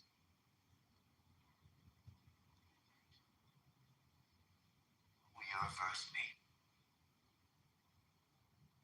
That the powerful play goes on. And you, my friends, you, nieces and nephews, you folks new to the stage may be. With that being said, let's go to Paul. Paul, welcome to the stage. Nice to see you. Would you like a fresh five, my friend? Paul going once, Paul going twice. Let's go over to Shapeshifter with a wonderful little Appuccino PTR. Would you like a fresh five, sir? I'd love to have a dialogue. Yeah, How sure. you doing today? Absolutely. Good to see you. What's going on? And thanks for the shout out to the Al Pacino having some shisha, hookah, or hubbly bubbly. Say hello to my little friend. One of the great. You know, I don't like to rewatch movies much, but that's one movie where every time I rewatch it, I appreciate it a little more. And not because of the violence, but just it's got something to it. Reverend Scott, I'd like to talk to you about the Trinity, if you're okay with that. Of course. I love talking about the Trinity. Absolutely. So I was having a chat last night, and it's just an inner struggle. I'm trying to figure out, I'm a Christian. I'm trying to figure out, it seems to me that Jesus never really spoke about this thing called the Trinity. And I don't know, maybe I'm not correct in my assertion there. But to somebody like me that's like, why is this important? And if I'm correct, like, why didn't he speak about it? You know, because I went through Catholic school and learning about Christianity and in the East, in Lebanon, and it just never really explained. We just kind of all do this thing. We walk in, we do the sign of the cross, and we say Father, Son, Holy Spirit. It's just never really explained to the average Christian. What would you say to someone like me? Yeah, I'd say, it's a great question. And I don't often wax this sort of sophisticated, nuanced theology in here, but I'm happy to do it. So I think Jesus doesn't speak about the doctrine of the Trinity. Jesus speaks about the Father and the Spirit, right? I mean, and there is no doctrine of the Trinity in the New Testament. I mean, there's lots of talk about the Father. There's lots of talk about the Son and lots of talk about the Spirit. But the church had this experience of God, right? And they had this experience of God the Father, the main character of the Hebrew Bible, right? Who is, I think, God for us, right? A God that shows up when your back is against the wall, when Jews are enslaved, when the people of God are in trouble. This God shows up, and he shows up as God for us, God, the one who's in your corner, this transcendent being. But then in the New Testament, we have another manifestation of God that comes a little closer. The incarnation, the Son, Jesus, and that's God with us. You have God for us. Then you have the people of God have this experience of God with us, this guy who, the divine, this transition of God for us becomes God with us. And then you have the Holy Spirit, which I think is God, the people of God experience. God is in us now. That this God who was for us in a transcendent way, this God who became God with us, not just for us, but with us, now is in our hearts, in the community, in these gatherings, and in this energy we feel. That's God in us. I think the church had all these three experiences: God for us, God with us, God in us. But they also wanted to say that whatever the relationship is, it's clear that the Father is not the Son, and the Son is not the Spirit, the Spirit's not the Father. So, you have these, it's sort of like poetry or something, right? You have there's just certain rules and rhythm for meter or music. And I think the doctrine of the Trinity is the church's example of sort of saying, what are the rules for speaking about God? What ways of talking about God enable the spiritual experience to go further and higher and deeper? And what ways sort of muck up the experience? And I think the doctrine of the Trinity is, well over a century of hammering this out, explicitly saying, well, what happens when you talk about God this way? What happens when, if it's just like Clark Kent and Superman, and there's no real difference between the Father and the Son? Or what happens if the Father's the most God and the Son and the Spirit are sort of lesser gods or something? And they found that all of these that there were a bunch of different ways of talking about God that really diminished the spiritual experience. And the doctrine of the Trinity was something through argument and debate and learned discourse that came about as a way to talk about God that did justice to the spiritual experience and helped sort of sort the grammar and keep it orderly. So, C.S. Lewis once said, he gave one of his theological theories, and he said, "No, look, we didn't have a theory of vitamins till like about 100 years ago."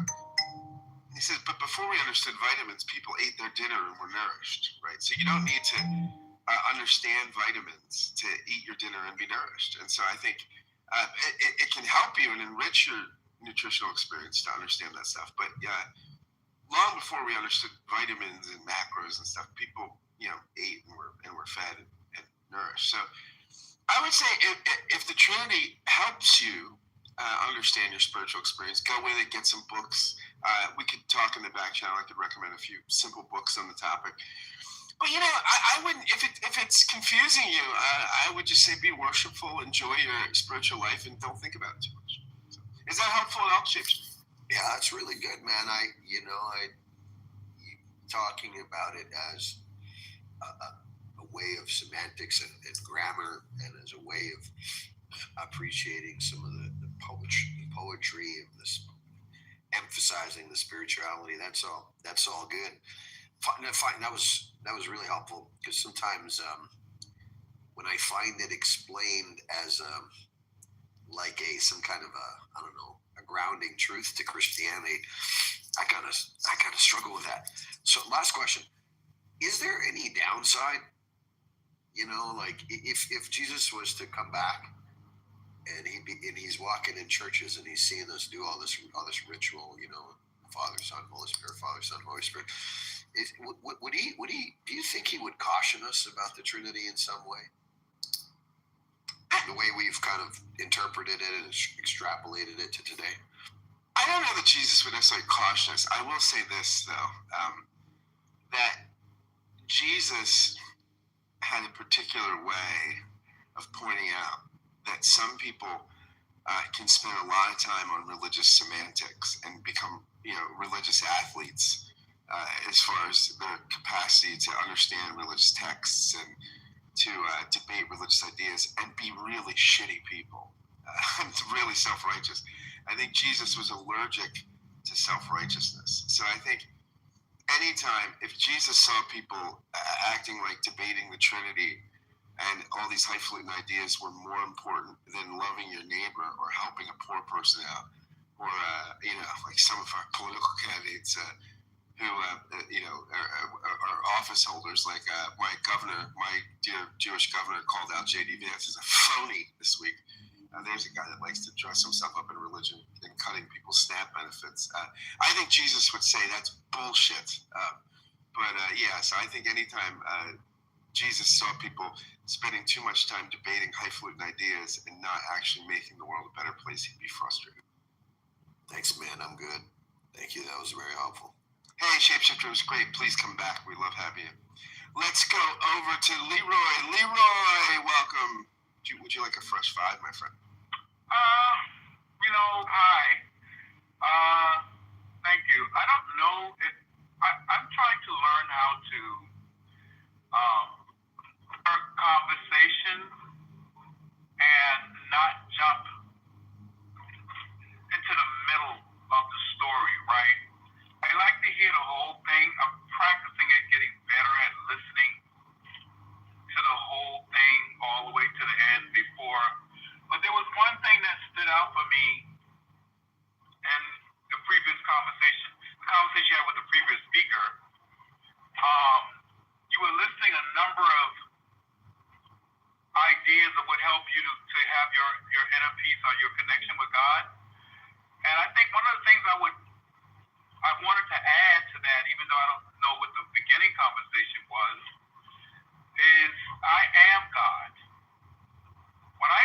That helps me a lot in my spiritual walk. I was raised Christian. I had a great Christian experience. I had no church hurts. But then my spiritual side, I started to, but I never could really get into the those feelings that people were expressing, like things like I was raised Baptist. I didn't understand the Holy Ghost. I couldn't get to the Holy Ghost part. I didn't feel those things. I didn't understand how I couldn't bond with my spirituality through the practice through the ceremonial practice of Christianity. Right? I just didn't. I wasn't trying not to. It just never happened. I remember one time, at church they always say, anybody wants to come up and join the church, come up now.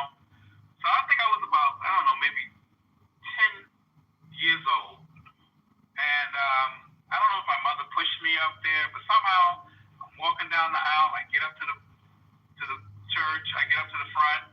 I'm kneeling down. The pastor walks past, and he touches my head, and it was very affectionate, very kind and affectionate touch. And when he left, I was like, nothing. I don't know what I'm supposed to feel. And then, but I noticed that what I tried to do was try to impress the people in the church that I felt something. So I made myself cry. So when I turned around and walked back, everybody was like, oh, look at this, oh, he's crying and whatever, and tears come down my eye. And I'm not crying because I felt this thing. I'm crying because I thought that's what they needed. So I get back, and all the grown folks are so happy and kind of proud of my mother. It felt like I did it for them. And I vowed never to pretend like that again. Fast forward, I began to search for a connection with my higher self so I could navigate my life. And I started to put the piece together. I went to Islam. I went to a mosque.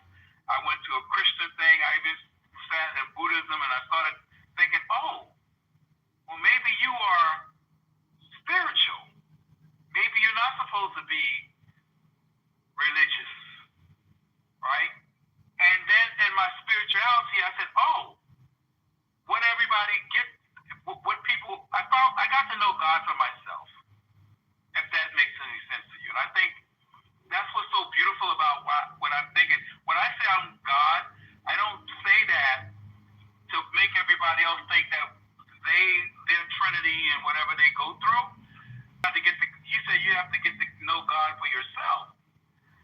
And I think he was saying that after that night, he got this horrible phone call. It was one of the worst phone calls, and he started looking for messages and something in the Bible to comment. He had a cup of coffee.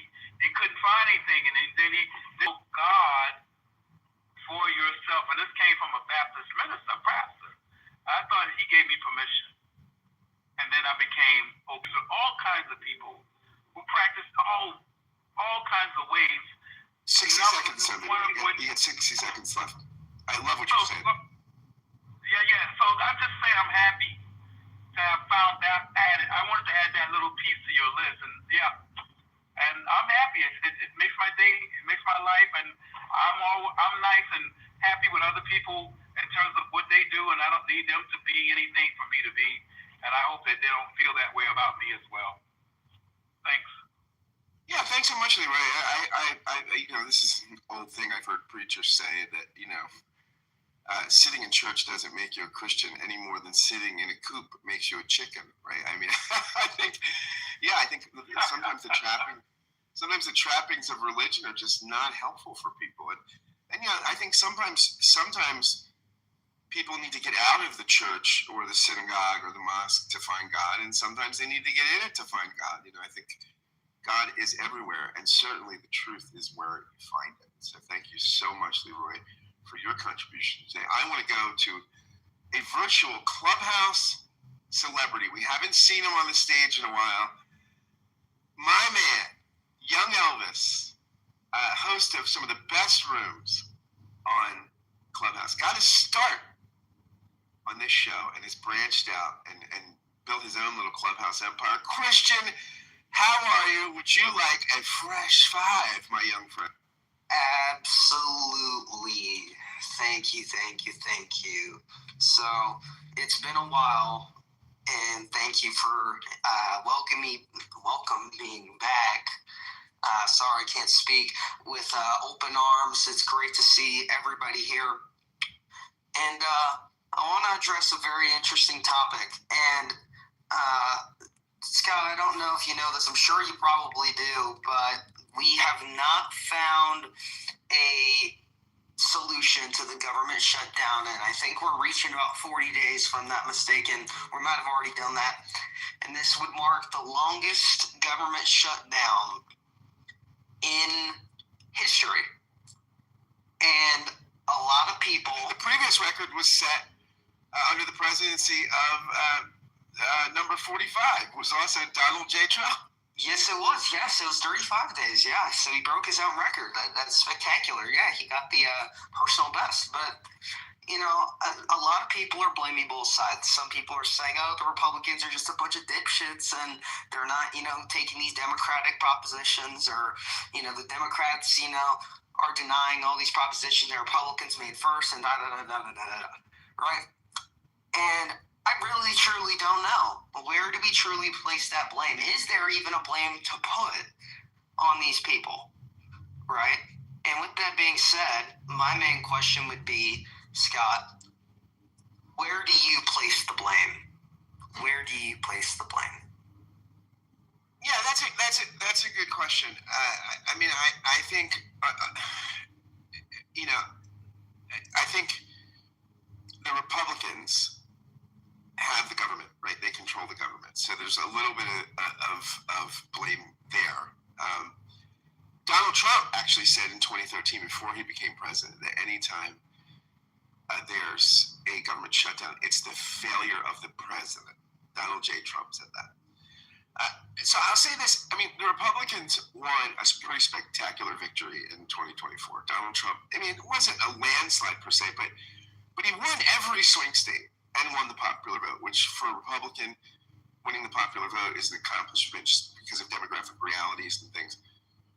But they did not get 60 Senate seats. So the reality is they control the government, but because of the filibuster rule, if you don't have 60 seats in the Senate, you can procedurally hold things up to get your way and negotiations start. Now, the Republicans could do one of two things here. They could meet the Democrats' demand, which is, I mean, the deal on the table today is unbelievably great, I think, or yesterday or whatever. Chuck Schumer offered just 1 year of continuation on the Obamacare subsidies. That's like $25 or $30 billion. And that's a lot of money, but in the context of the federal budget, it's nothing. So they could just capitulate for a year and do it, right? And, you know, they run the government, but, you know, shy of 7 seats or whatever, they can't run the table. So they have to negotiate. They hold a lot of cards, but they hold all the cards, but not all of them quite. Like, they have like some cards, but I don't know, like we don't have a country. So, or the Republicans could do something very easy. Eliminate the filibuster, which Donald Trump has said, right, to do. Now, Democrats like me, I would be happy to see the filibuster going. My side would lose, my party would lose this particular debate, but I think it'd be better for the government if we got rid of the filibuster. They don't want to do that because they know they'll be in the minority and they want obstructional power, right? So, look, now, I will say the Democrats chose to do that, are actually back in play now that people are getting them now, but doing that stuff for healthcare subsidies. Well, if your healthcare is going to double, yeah, maybe it is worth it. But you know, this offer that the Democrats just made though is a gift because it gets the Republicans not having in an election year to have people's premiums go up. I don't know why they're not taking this 1 year deal. It's insane. So I place right now the blame a little. Yeah. And do you want to promote your show? No, I will at the end. What are your thoughts on, well, hold on. First, young Elvis is going to be in a booster seat. Scott, I don't know if you heard, but Gavin Newsom. Oh, I lost you there, buddy. You there? Yeah, you're audible now. I lost you. Okay. Gavin Newsom, yeah. Gavin Newsom passed, a bill into law, basically enforcing that anyone under the age of 16 under such circumstances has to be in a booster seat in a car. And I'm like, am I going to have to be in a booster seat? That's absolutely terrible. I don't know if you have any thoughts on this, Scott, but I think it's absolutely terrible. I don't know why he passed, this, and I don't know why we're enforcing it, or we're going to. I'm just a little confused. Maybe you can help me out. Well, I think it's no secret that there are lots of people in this room that are not fans of the Gav, as our Uncle Steve calls him. This is absurd. I don't know. But I will say this. If you do get a booster seat, you should pimp it out. I mean, get the bling on it. I want you to have the coolest booster seat in California, Christian. I'll make sure to do that. Thank you, Scott. That's all I Show. have. When's the show coming on today? Yes. Ask the Autistic at 10 a.m. Show up, y'all. I'll be there. Maybe the president will come. Oh, that'll be great. That'll be great. And I'm going to give the keys to the jalopy back. Yes. To Uncle Steve. Uncle Steve, I was on the hot seat a bit today. Oh, yeah, definitely. And by the way, Christian, it's great to see you. And for those of you that have not checked out Christian's show, check it out. Christian, while you were talking, I looked it up very quickly. I'm on Google. Take it for what it's worth. California Governor Gavin Newsom signed a new law, Assembly Bill 435, that will require children from 8 to 16 years old to pass a 5-step test to stop using a booster seat. Starting in 2027,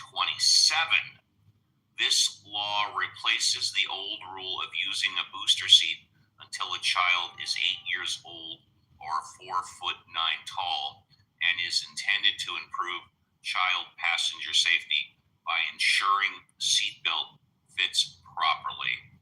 A 15-year-old using a booster seat?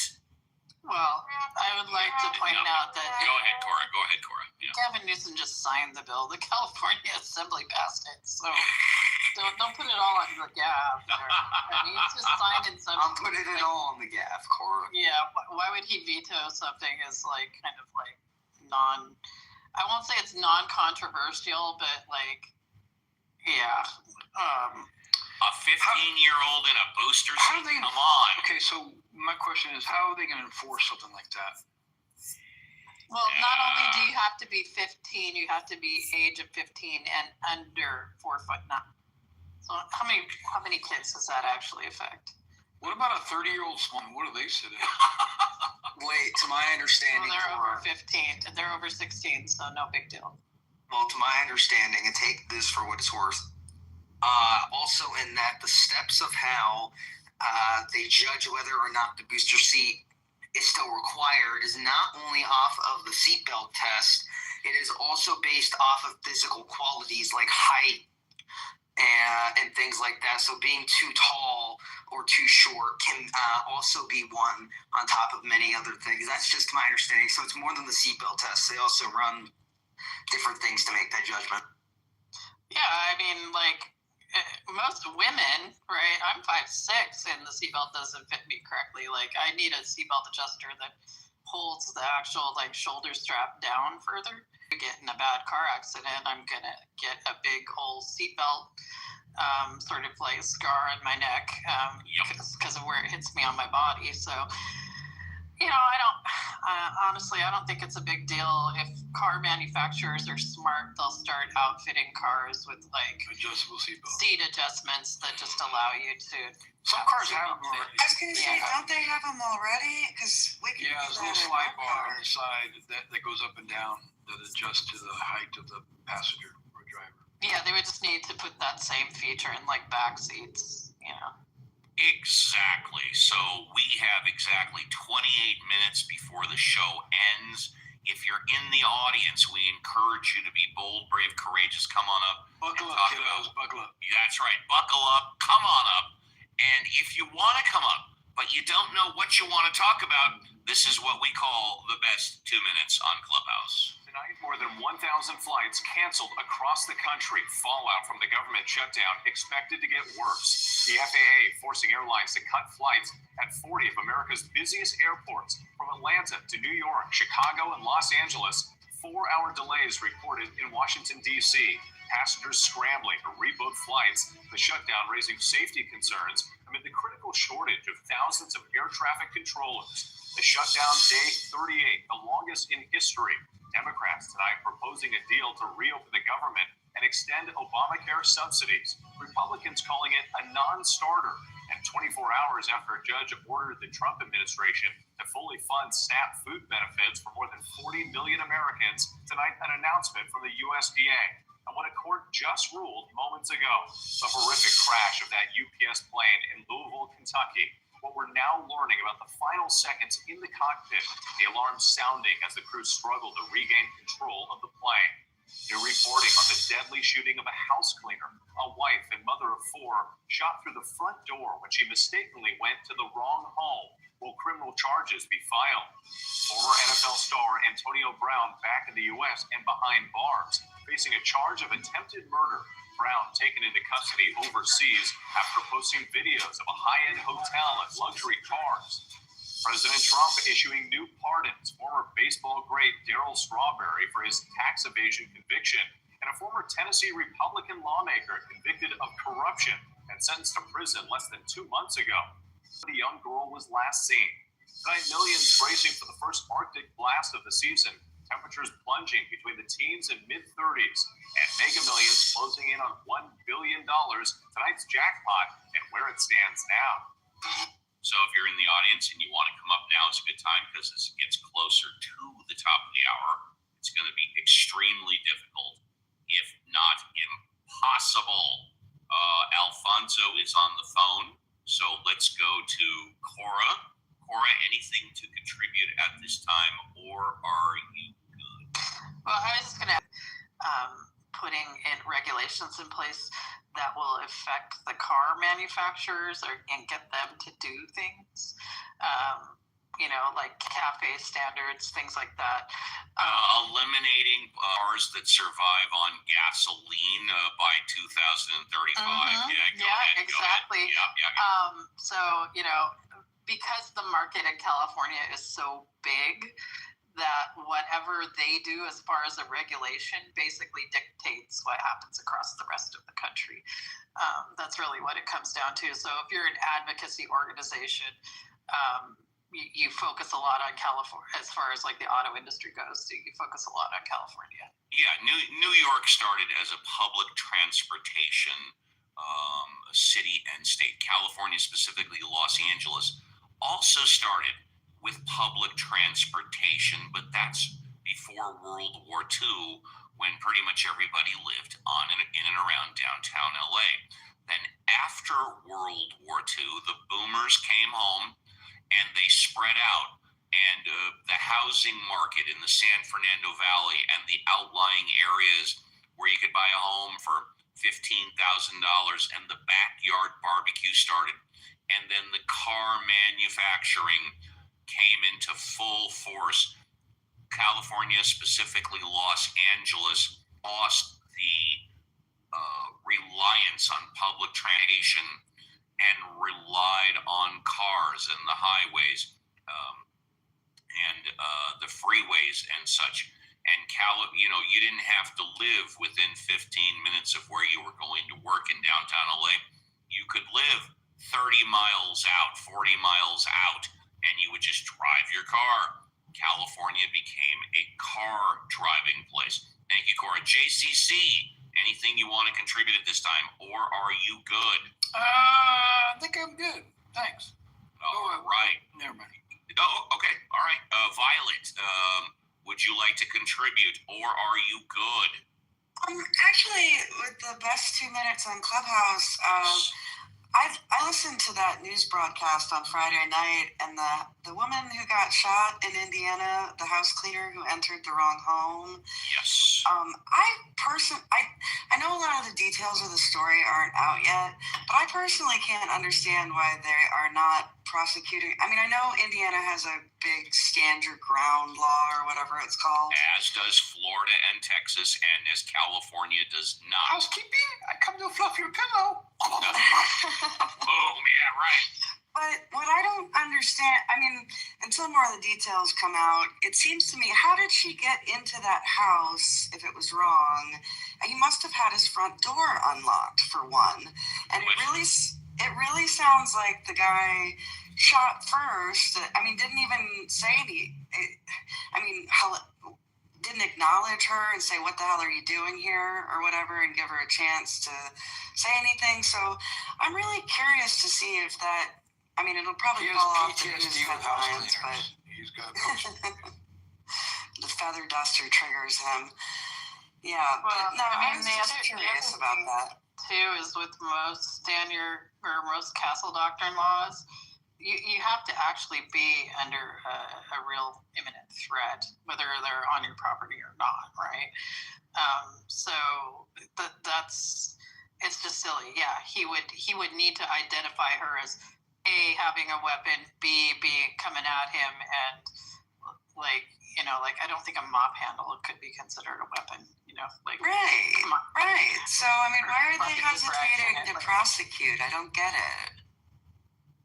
They are probably waiting, as you are doing, to receive all of the information and then make that decision. But that's an excellent question. Thank you. Alfonso, would you like to contribute at this time, or are you good, Alfonso? I'm good. Thanks. Absolutely. Let's go to Les. Les, would you like to contribute, or are you good? I would just first, all I want to say is really appreciate what Scott said about the Trinity, because I didn't really understand it. And I thought I did, but I didn't really understand it until he explained it. In terms of the lady who was not prosecuting the person yet, I agree with you. They should just wait. There's the statute of limitations, goes on for a long time. They should gather the facts and then decide what to do about prosecuting. Yeah, absolutely. I completely agree. Let's see. Let's go to El Normo. El Normo, would you like to contribute, or are you good? Hey there. Are you able to hear me? Yes, sir. So, our criminal justice system is based on intent.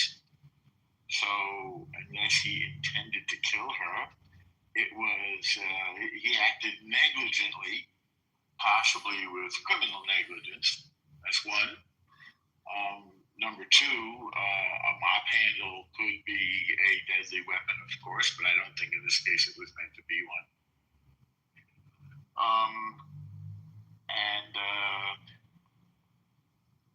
Certainly, if the guy is not a flight risk and there was no intent, there's no reason to arrest him yet until they gather evidence. And that involves talking to him and then examining the physical circumstances. So that's what Norm, I will tell you, when you're someone like me and I own a firearm and I'm specific fence, the first thing that they taught me, that they teach any homeowner that has a gun, is that you don't fire your weapon to warn. You don't fire your weapon to injure. You fire your weapon to kill. If someone were to break into my house, and fortunately I haven't had that happen because, I have a pit bull.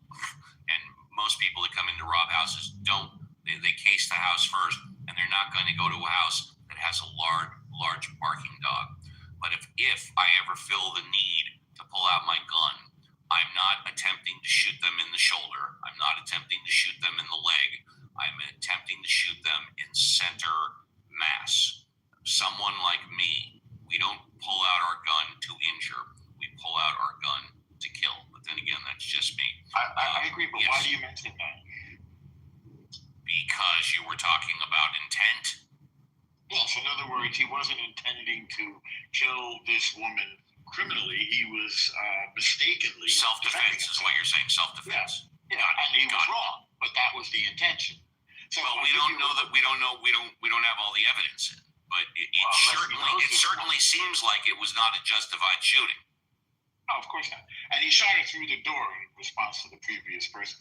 I find it interesting all the time that we hear things, but we don't process them. So the last person, one previous speaker said, the door must have been left open. No, it says that he shot her through the door. So I will give you an example of my friend who had a camera. He parked in front of his house in Los Feliz. So you know Los Feliz.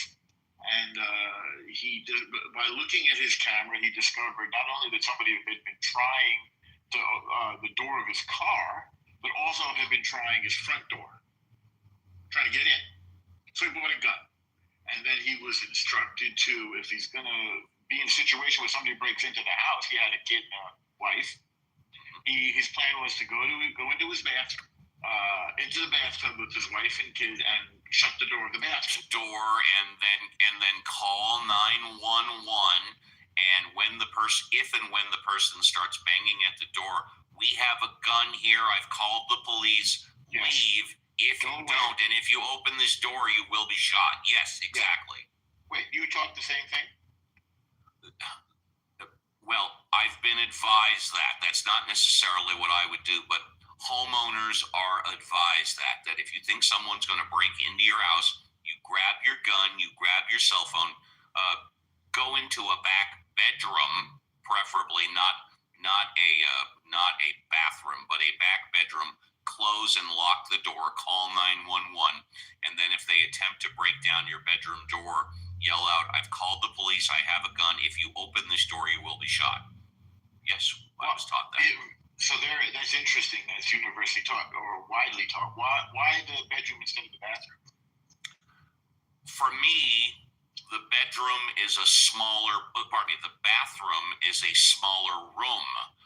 Therefore, you cannot stand away from the door. You also have a potential escape route in a bedroom. There you go. You have a potential escape route like the windows or whatnot. If I'm in my bedroom, I can be 10 to 15 feet away from the door. If I'm in the bathroom, arguably the furthest away from the door I could be is 10 feet, and in all probability, like 5 to 6 feet. So under that set of circumstances, I would choose the bedroom simply because I could be 15 feet away rather than 6 feet away. Are you worried about the guy shooting through the door also, the intruder? Assuming it's No, me personally, I would never shoot anybody through a door, but that's just me. No, I would never shoot somebody through a door. No. So you'd wait for them to. I see. That's why you would want a bigger space because you want. But he was I want a bigger space because I want more space between me and the door. Yes, I would never shoot somebody through a door. No, never, ever. By the way, he was also advised to, if God forbid this should happen, to break the little window next to the front door to indicate that it was breaking and entering, because otherwise he still might be found liable.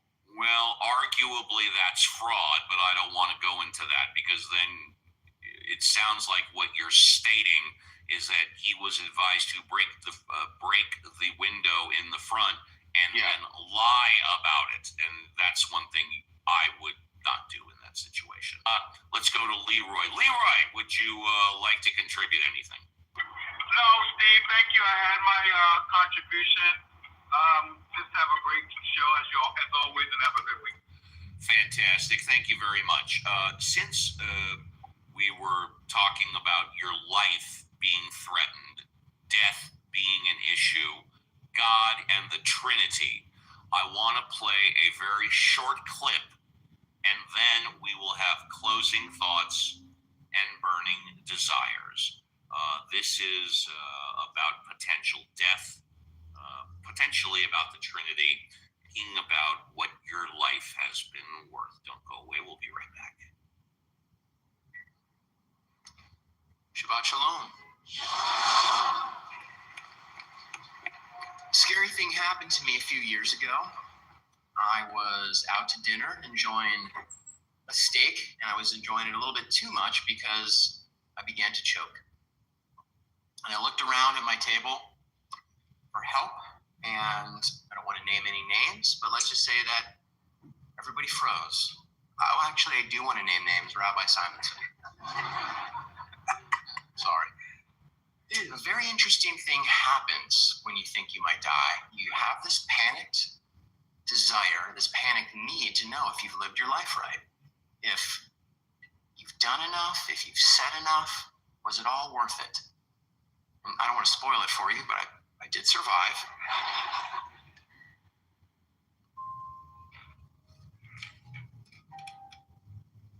And you know that parable about the man who's stranded on a roof during a flood, and every time somebody comes by to help him, he says, "Nope, God will save me." And in the end, he dies, and he says to God, "I've lived by your word. Why didn't you save me?" And God says, "I sent you a life jacket and a boat and a helicopter. That was me, buddy." We have all these chances to wake up and change the course of our lives. Everything can have purpose if you allow it. Thinking about switching careers? Maybe that's God pushing you. Hesitating about a big decision? That could be God telling you to think twice. Thinking about going all in on crypto? That might not be God. Ask your accountant what they think. I gave him that crypto junk. But if you think God's plan is supposed to feel like something specific, and you haven't felt it, and you wonder if we're all in on some big secret that you aren't in on, let me tell you, you're in on it. If you're wondering if you're in on some big secret regarding God's plan and you keep thinking about it, trust me, you're in on it. Let's go to Paul. Paul, it's been a pleasure to have you on the show. Would you like a minute or two to say goodbye? Yes, I would like to talk about the house, the cleaning woman that got shot. Yeah, take a couple of minutes. Go ahead. We got time. Go ahead. No, Ma, I'm not talking to you. This happened in upstate New York. A little girl got killed and the guy went to jail. And this also happened in Florida, which this lady's still fighting it. And a kid also got shot in the face, but he lived. So I believe you don't shoot through the door if you don't know the person. You shoot like I do. I look. If I don't know the person, I look in the bathroom or I'll go upstairs and see who they are. I think they're guilty. That's all I have to say. Paul, thank you very much. Appreciate your contributions to the show. First class escort down the red carpet to the VIP. Let's go to Christian, a.k.a. Young Elvis, who has his show coming up, Ask the Autistic, after my show. I encourage all of you to join it. Christian, do you have any closing thoughts or burning desires? Yes, I do. And the interesting thing about the show is that we haven't hosted it in so long that this is the great, return, And if I'm not mistaken, that's because you're following your Uncle Steve's advice that homework comes first and your current goal is to have a minimum 4.0 GPA. Am I correct? That is correct. That's correct. And I've always advised Christians since I've known him, and it's close to a year now, that homework comes first. School comes first. Go ahead. Absolutely. Never have been wrong about that. And I think it'll be... I've been wrong about other things, but not about that. No, not about this. I think we've all been wrong about plenty of things, but I'll comment on the shooting on that. Please do. Yeah. So we all have to understand with, stand your ground, law being applied in all these states, it's like 29 and, also castle doctrine, being applied, most of the time the way they decide whether or not it's justified or unjustified is not based off statute. It's usually based off of their own personal ruling.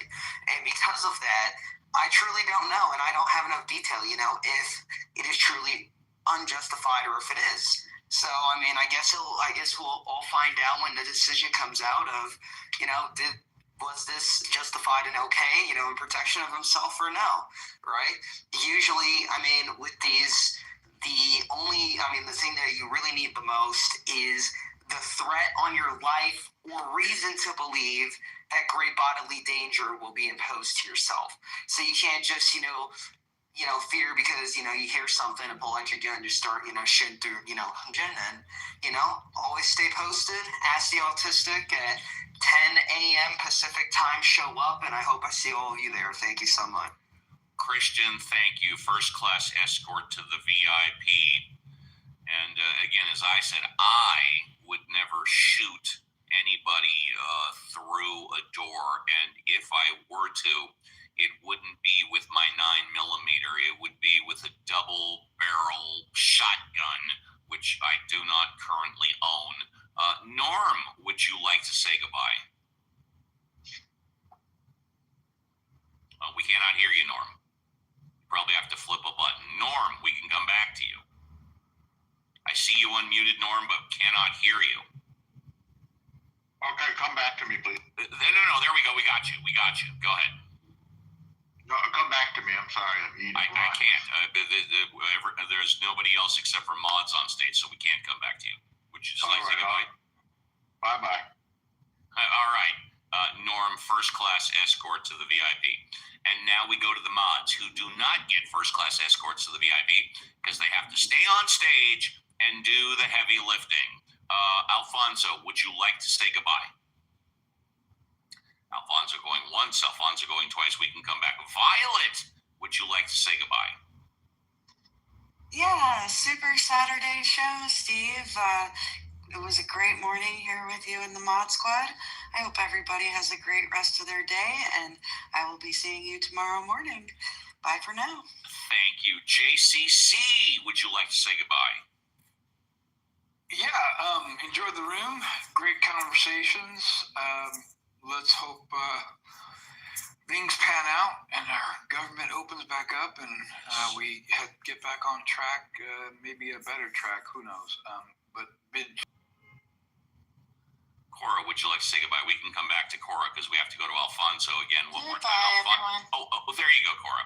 Okay, cool. And Alfonso, would you like to say goodbye? Alfonso, are you there? Going once, going twice.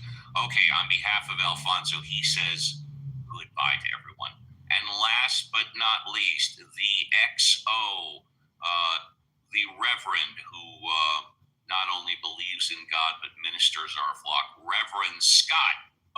How many souls so far today, and would you like to say goodbye? 417 souls came through the door. Love that. We love it.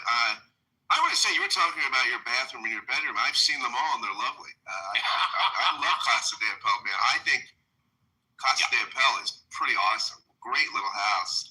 Just a great spot, man. I love it. I love it. I love that part of California, and I hope in 2026 to make my way out there again. And goodbye to everyone. I can't wait to see everybody tomorrow. What a great show, and what a great group of mods. And with that, everybody, we are done. 3 hours in the tank. We will be back tomorrow, same time, 7 a.m. Pacific Standard Time, 10 a.m. Eastern Standard Time, for another 3 hours with Ask the Atheist with Reverend Scott and the Mod Squad. Show works exactly the same way.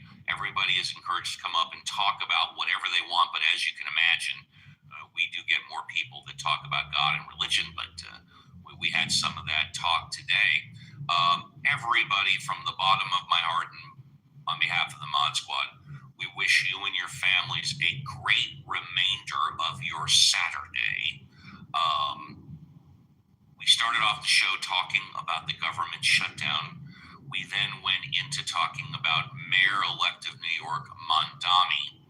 And we'll close it with this. And unfortunately, John Malincrot, our expert in physics, did not come in. But John's been bugging me throughout the years about, with Donald Trump, how democracy is coming to an end. And I've said exactly the opposite, that with Donald Trump, we will see really how strong our democracy is. And I don't live in New York, the Democratic Socialist Party. He could never, ever have been elected if democracy were coming to an end. It's the last thing that I expected. Well, actually, when I heard he was running, I had a feeling that he was going to win. But for me, it's exhibit one of how democracy is not coming to an end. And on behalf of you New Yorkers, on behalf of you people who voted for Mondami, and on behalf of you socialists, take care, everybody, and be careful on these clubhouse streets.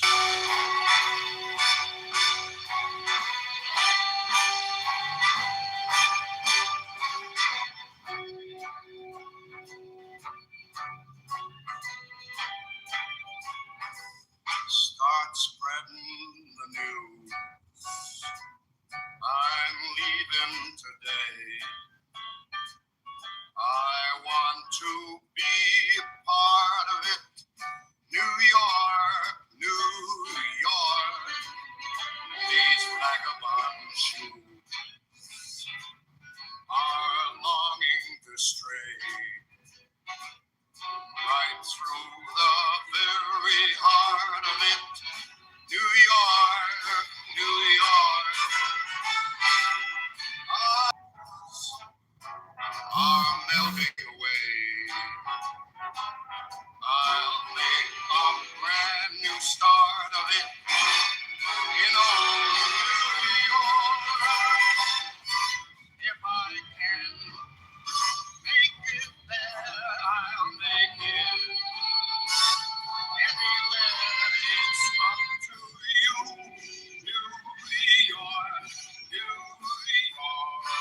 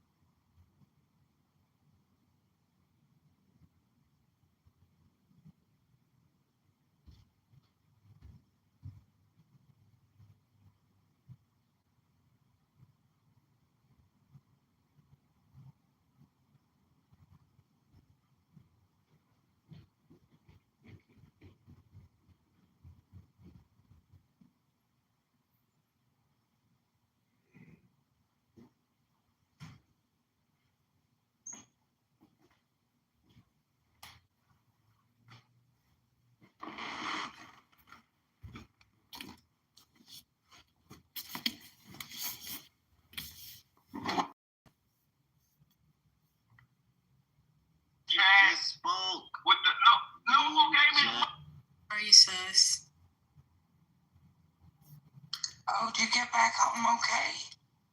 I'm like, April, you home?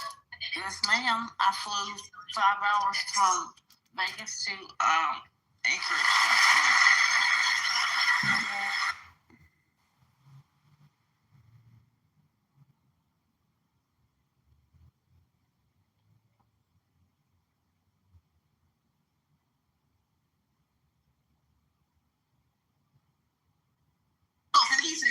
Supplemental collagen, or is that not very helpful?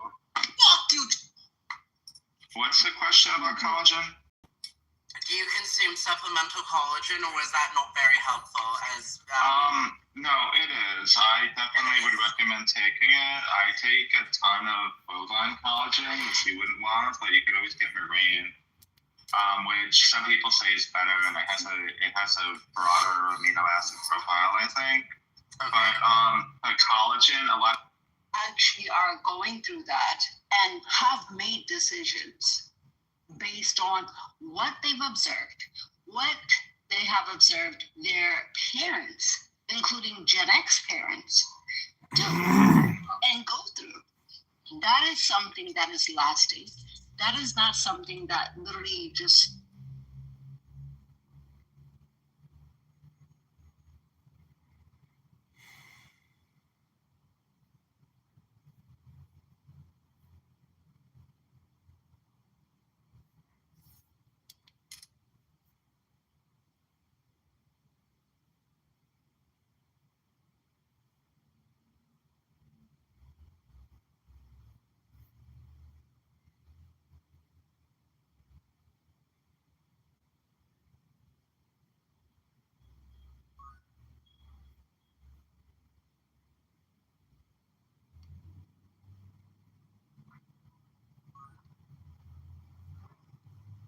whatever the fuck I want to whoever do it to, without thinking about the consequences of the decisions that he makes and the trickle down effect of the decisions he makes.